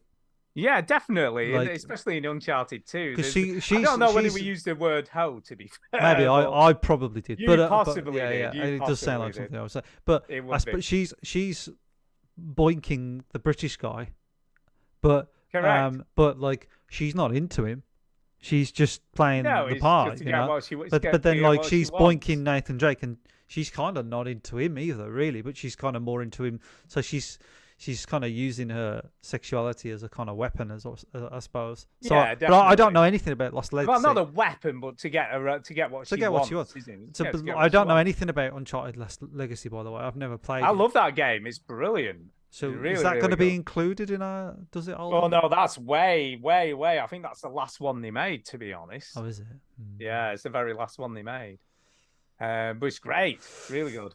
Because that's a DLC, but it's basically a full game, It's isn't it? not really DL. It is more or less a full game. It's probably about 10 hours long, from what I can remember. Let me have a quick look. It's 7 hours long. Yeah, I was going to say it's a fully fleshed out game. It's pretty good though. It's really good. Loads of great action sequences and stuff. Yeah. Maybe because we're yeah. going to play 3, aren't we? Yeah, And we're going to So play we're gonna 4. the third one. But I don't know. Would we play Lost Legacy as a sort of? We could play it as a bit on the side. Bit on the song and talk a bit on the Chloe. side. Bit on the side. But also we're going to watch the film as well, aren't we? We got to get. We that. are. We're gonna get We are. Well, Duke's gone again. So I know, yeah. So I think, look, I'm going to be honest. It's getting late. It's getting late. We need to and we wrap it do have one more Derek speak pipe, but we can save that for next week because I'm sure Derek will understand. he will understand. We've already played one tonight. Yeah. We've already played one of his emails tonight. It's fine. And I've got to be up at 5:30 in the morning. Yeah, I'm up early as well. I'm up at 5:30. So I'd like to say on that note, we'll get out of here and have the outro, but Duke's disappeared again. I think I can do the outro. Go on, can you do the outro? If we just. But we'll say goodbye on Duke's behalf. Yeah. And can I just say, I'm going to give a quick shout out. I know we'd probably, it's even too late for shout outs, really. But I am going to shout out the Twitch listeners tonight because we usually have like one person in there if we're lucky.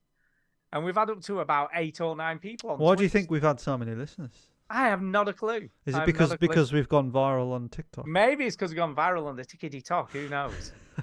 Who knows? You know. Maybe. Who I knows? don't know. It seems like that's the thing, isn't it? Like we've done well on there, and then maybe we've gained a few. Yeah. listeners. Jacinta says bye. So bye, Jacinta. We love Bye, you Jacinta. always. Love you always. Yeah. So let's. Can you do the outro? Have you got it lined up? The software It's isn't going, working. I need to verify the account. I can't be asked to. I can't be bothered to do that. Can't do that. So on that case, thanks everybody. Duke said 3 minutes, but no, I'm going to bed. It's after 11 we o'clock. can't wait that I'm long. tired. It's We're not too- keep waiting. Sorry, Duke. We love you, man, but flipping heck. Flipping heck. So yeah, good. Thanks for everyone for listening. I've been Stu. That's been Chinny, and Duke's somewhere. So he's about. He's got about. stuff going on. That's fine. Bye for Duke. Why don't you? Why don't you? Why don't you? Why? Put your 4 dicks in the bucket with the thing, and do something less boring instead. Woo! yeah. Okay, that's the outro. Excellent done it. stuff. Brilliant. So let's do that. Right. I don't know how to. Are you going to message Duke and just tell him we're going? See you, Duke. We're going to bed. Yeah. It's Yeah, too late, I can man. hang around for him. I don't